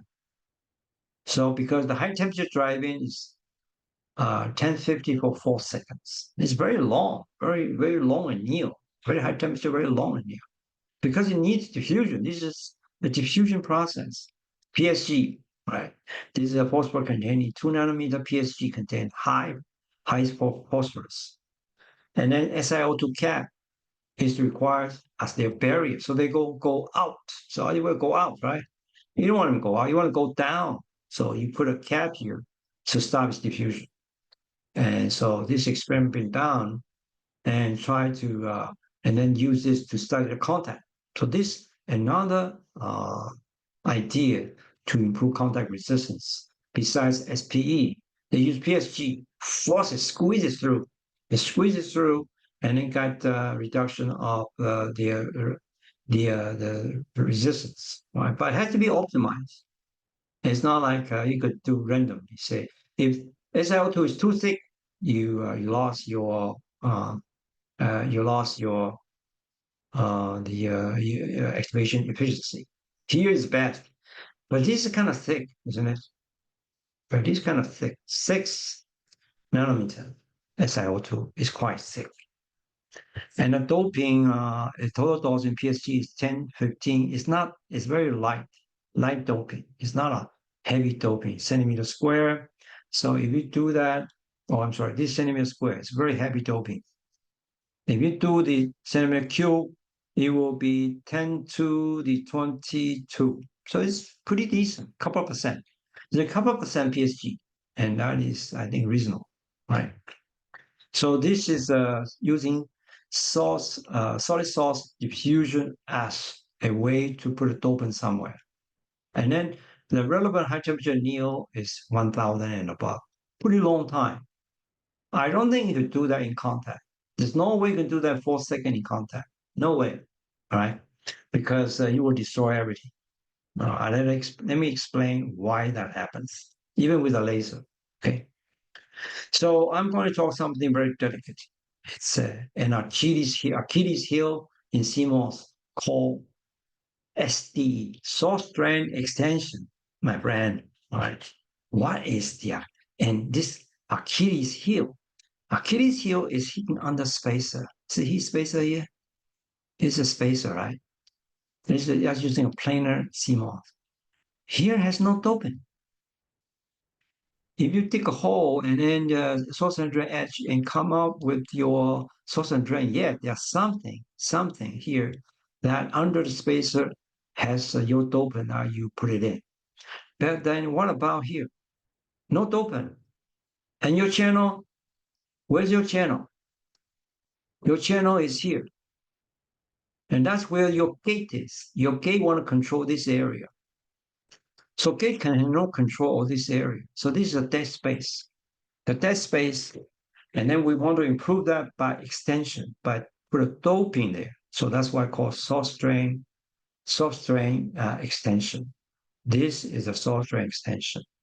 We want it to be a specific doping profile and shape. Right, that's very important. And we want to be high. See, we want it to be high to reduce the resistivity, right? To reduce R. So we want it high to reduce R, the high doping to reduce R, but at the same time, the tail can encroach into the channel to affect L effective. So this one can come in, right? Too much if it's not controllable. So all these can come in gradually, and then that will change your L effective or L metrology. L metrology means that at the end of the doping to the other side, source and drain. L effective is that the actual device sees, because this is a little doping is not important. That's what I try to that's what it means. Okay, and then LG versus L effective. So device guy will look at, oh, this is how I define my gate, right? This is pretty much my LG, right? Physical gate length. This is defined by a specific pattern, your gate. L effective is the true final gate length, comprehending dopant diffusion and something else. So that's actually what electrically gonna see, meaning that the circuit guy sees LG. The PE can provide only L effective. And actually ion will see this LG, L effective, not LG. Okay. You can design any LG any way you want it. And if you don't fix your L effective, you're in trouble. Let me give you an example. Say 10 nanometer FinFET, LG 20 nanometer. Okay, it's common 20 nanometer. And then with a junction steepness of 5 nanometer per decade. I'll explain that later. Okay, meaning that the gradient of junction here is a gradient. This is a highly doped and then less doped. Gradually, this ideal world that come into here. So the example says that if my doping, source and drain doping is E20 here is E20, okay? And with the junction steepness, the gradient is 5 nanometer per decade. This means that we need 4 times 5 nanometer before the doping drop to channel doping or E16. So here is E16, and here is E20. This red one, super red one, E20. So the gradient go from 20 to 16 is 4 order of magnitude, 4 decades, and each decade in this example needs 5 nanometer. So the total is say, wow, the total is 20 nanometer before it can drop from E20 to E16. Oh my God. Then what is your L effective? L effective is half of your LG, right? Well, not exactly half your LG, sorry. Let me rephrase that a bit. With this number, you know this one, it take from here, you take 20 nanometer. But you then you're in trouble, right? It's 20 nanometer, and then here you need 20 nanometer. You're already here, so you're overlapping. That your L effective less than 0, isn't it? From here, okay, to all the way, take 20 nanometer to go down to E16. Okay, that means that both sides do that, then your L effective zero, negative is negative, right?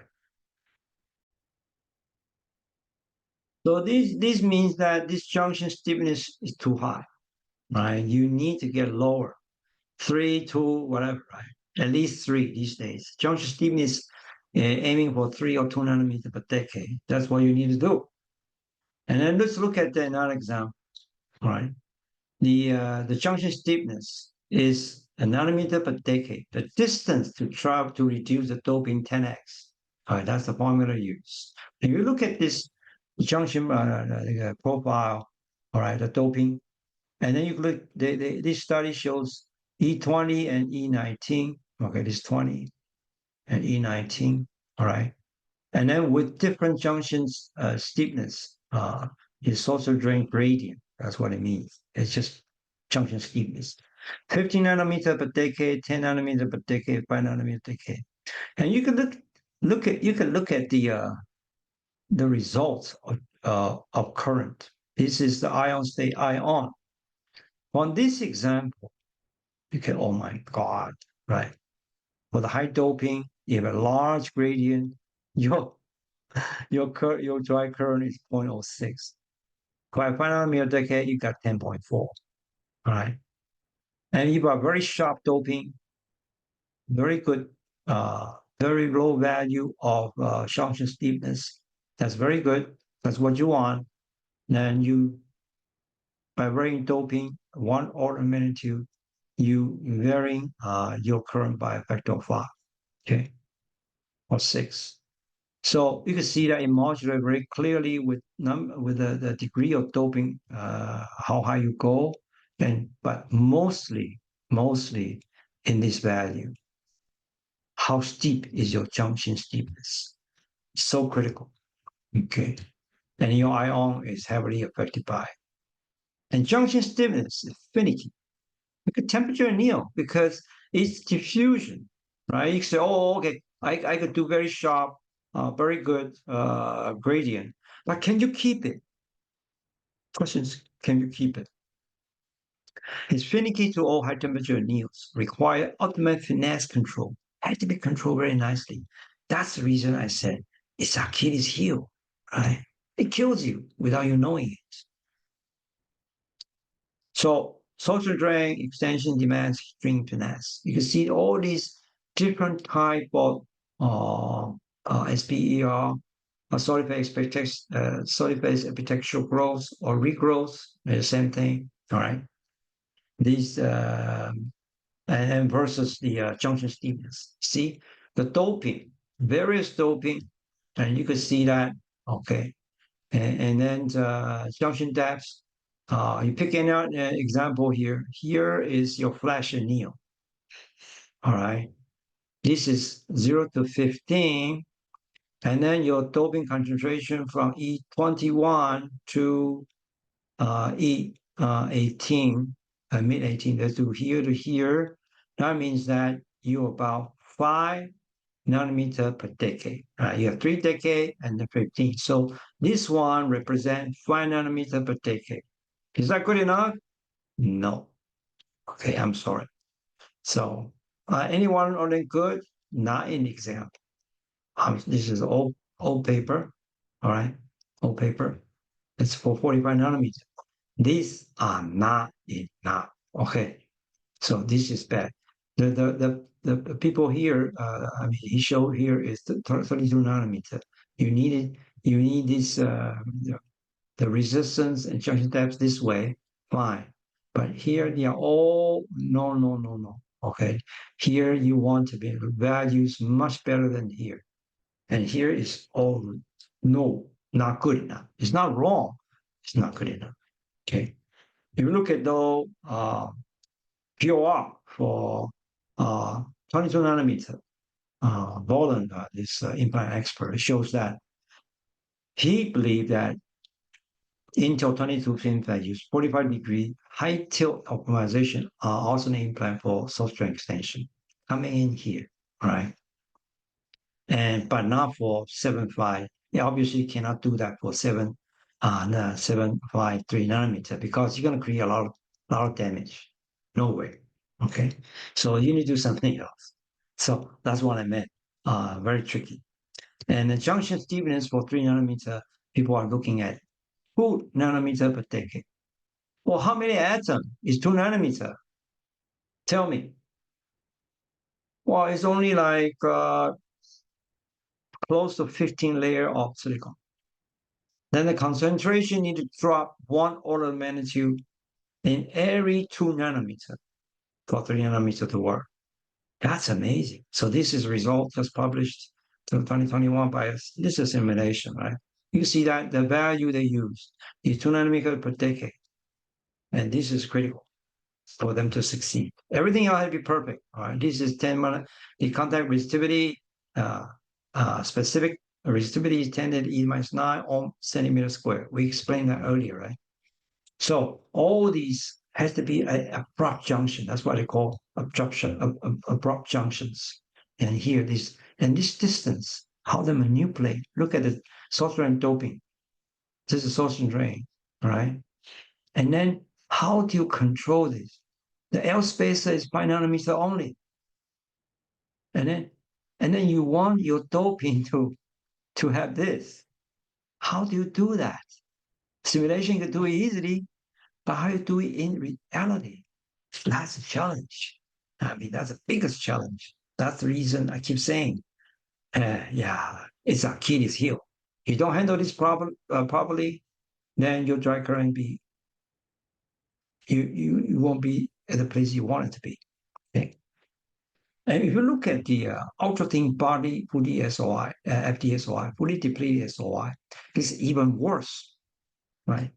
The reason is that for fully depleted SOI, which is box SiO2, all right, that's where your device sit on, and this device sit on here, and the spacer is the same, but you have Achilles heel right here. Here is so narrow and no doping. That means that the resistance is going to kill you if you don't do it right. So okay, I could do doping. I could use a thermal to dry my dopant to it. Yes, you can, but if you don't be careful, you could easily change your LG. Your L effective gonna be highly modulated by your temperature history, right? Because naturally this is source and drain. It's highly doped source and drain. So when it diffuse to here, so as that this resistance go down, this resistance can go down. Have to be very careful. And here are so small. So the resistance here are a function of everything around, everything. Contact, okay, itself, and coming to here, everything affected. So optimization of the source drain extension SDE in a ultra thin body 3D SOI is very hard. So what's the thickness here? The thickness here is less than 10 nanometer. All right. That's how thin it is. And then here is less than 5. But here, how small volume is. You're going to have a big problem with RDF, the random dopant fluctuation, right? So this is nasty, very, very nasty. And then more advanced FDSOI going to be like 7 nanometer. Wow. It just makes soldering extension much worse. Thank you very much. That's the reason maybe it won't work. I'm sorry. All right. Then so people say, well, how about solid state diffusion for SDE? That's another idea. Okay. Yeah. So this one, people try to do it. Put it, uh, put something here and dope it through. The nanometer deep junction with high doping concentration. And this is an idea, but I don't think it could work that well, right? It's interesting using solid state diffusion, but the temperature is simply too high, right? So interesting, but sorry, no. Okay. Then that we talk about all kinds of crazy driving anneal. And then now let's go to our topic of reflow. Reflow in the CMOS process flow. Okay, it's a solar reflow. We know that solar reflow means that the soldering. For the flip chip technology, they used to be using a lead. Right now, we're using lead free. So this is a common soldering we know as we know of. We solder electric wire to a contact. That's what we use. Buy it. You can use the solder gun and do it very easily. The idea is that because the alloy, you need to use some kind of alloy. And if you pick a right alloy, they have a special phase diagram like this with a point called eutectic. This can eutectic system, meaning that here it melts. It's a liquid here, it melts. And the melting temperature of A is high, B is high, and eutectic point is below these either of them, right? And this is one you could use to make your solar material. So like used to be lead, right? So use the material that has a lower melting temperature than lead, silver, lead, copper, whatever. You can mix them together and generate. Right now, for the wire bonding technology, they use has to be lead free. You don't want your device has any lead in it anymore. It's not allowed by the World Health Organization. So this is a typical your soldering profile. So this is called, but this phenomenon we call it reflow as well. It's a solar reflow. So reflow means that we are molding the material at temperature lower than melting temperature. And what other type of reflow? Oh, here's a glass reflow. See here, when you get the BPSG, this is one of the process, early times, early IoT process, PECVD process. They use boron phosphorus silicate glass, BPSG. And then when you dip it, well, a lot of the time it's not perfect, right? It's something leave behind holes. Then what do? You just heat it up, 885 degrees for 20 minutes. The hole almost gone because they are soft like glass. I mean, they are soft like liquid. It's nice, like a liquid. Glass is not liquid, it's not solid. There's something in between. And then you high temperature, it kind of becomes soft. So it's a reflow process. The softness of glass is very unique and very important. And BBSG is used for ILD0 to stop the sodium diffusion. Where do guys sodium diffusion come from? Well, bunny suit. You humans used to be human moving around, right? Nowadays, there's no human inside a highly efficient factory anymore. It's all robotics handling, right? But it used to be people move around the wafer by hand, right? And then the high temperature anneal required to reduce the voids. The voids here become much more smaller or almost disappear. And this is okay because no device, no, it does not see any current. As long as it's small enough, it's fine. Okay. So this is one reflow. The other one I'm going to do is nano reflow for germanium. Germanium is beautiful. It has very high hole mobility, 4 times higher, 2 times higher in M mobility. That's a much better silicon, a much better CMOS compared with silicon if it works. The only problem, there are two problems.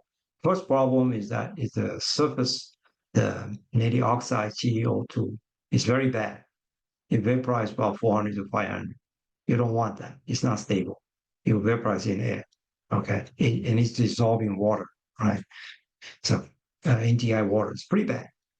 And the other bad thing is that its melting temperature is only 940 versus silicon. And this means that it's very easy to deform. Okay. It has a serious reflow issue. See here, for some condition, you form your fin nicely, but gradually it become a ball because that's the preferred shape you want to be. You want to have a surface tension uh, like a ball as the most stable surface tension, the lowest one. And then so you form a ball. Initial this and go to here after process. Pretty bad, right? And then look at the silicon germanium. It has the same problem, same problem. But if you look at the TSMC, oh my God, it's so thin and tall. How can he keep this shape? Even though this is only 25% or 30%. They have done some trick to keep it so straight. Otherwise, see, yeah, the growth, this one, right? So this is another report. Okay, this is IBM, this is TSMC. This paper. You have to optimize your conditioning growth, and on top of that, you have to be very careful in protecting it. Otherwise, it will go like this. It will go like this. Whoops! All right, round shape, and that is not good, right? The round shape, then your device is dead. So here you need to be exactly vertical, straight, tall. That's what you want. Okay. So that's the silicon germane nano reflow issue. Well, there's another reflow, which is cobalt reflow. Cobalt process require reflow. Cobalt is right now the critical contact, the conducting layer, right?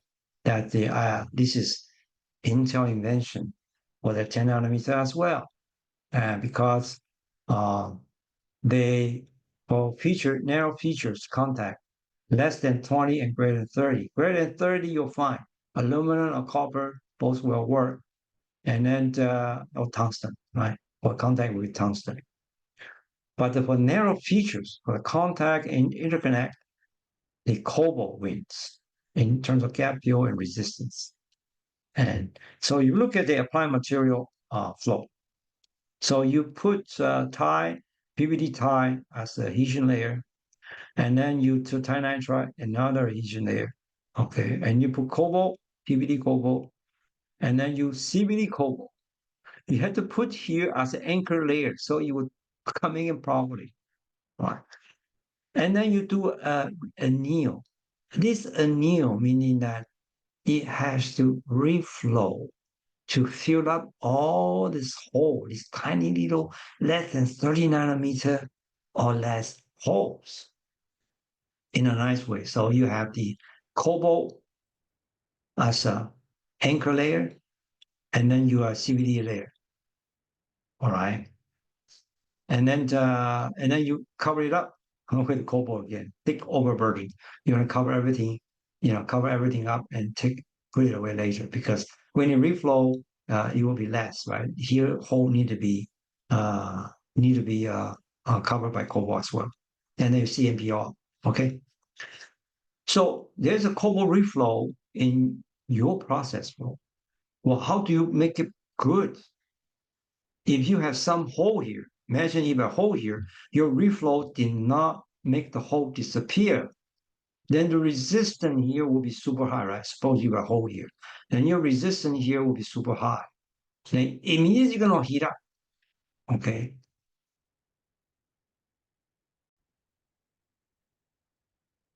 If something wrong with your process, you have a cobalt hole here, then you can imagine that the cross section of this contact is much more or less than what you want. Like for this example, the resistance will go up 2-3x easily, right? So this is the whole like 1/2 size of this contact. Then at the local area, you're gonna heat up like crazy.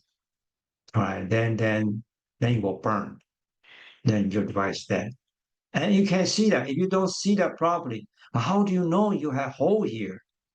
How do you sample? There are billions of contact on this die. How do you know where it come from? This is a big yield killer reliability. Or initially there's no hole, but after you run for a while, the hole come out because of the thermal cycle. All right. You never know. Well, this one give Intel a hard time. The reason is that cobalt, yes, has a good electrical property, but very poor mechanical and thermal property against the copper. It has poor ductility, malleability. it just don't like to. It's just so brittle. All right, it cracks so easily. It doesn't transfer heat that well. It's only 1/6 of copper thermal conductivity. And then it's when you have vapor, high temperature, it will expansion, mechanical load, bending, stretching. They are not doing very well. They are not doing very well. Okay. Copper, on the other hand, doing everything very well. It's ductile and then strong and then resilient. The only bad thing is that for that dimension, copper resistance is not good enough. People go move to cobalt but pay a huge price until 10 nanometer didn't come out that well, maybe because this reason. And then so this been a talk a lot. Nobody, of course, nobody confirmed that, but it's been a rumor that yeah, Intel had a big problem here. But TSMC had this problem? Not. It's strangely no. For some unknown reason, their process window is wider. It's all about process window, right? Yeah, sometimes you have the same process, but the way you design, the way they integrate it may give you very different process window. For TSMC, they use this process no problem, or they modify their design or their process a little bit in a way so they don't have this problem. They have a good cobalt reflow, all right? And well, it is what it is. And TSMC wins Intel starting at 10 nanometer and below until now. So you can see my conclusion is that a good process engineer, he must know the ins and out of the temperature of the process. If you do that, you'll live in heaven. You could be expert, you could be a master, you could be a fellow in the process world. Otherwise, you could be in hell. Thank you very much. That's my talk.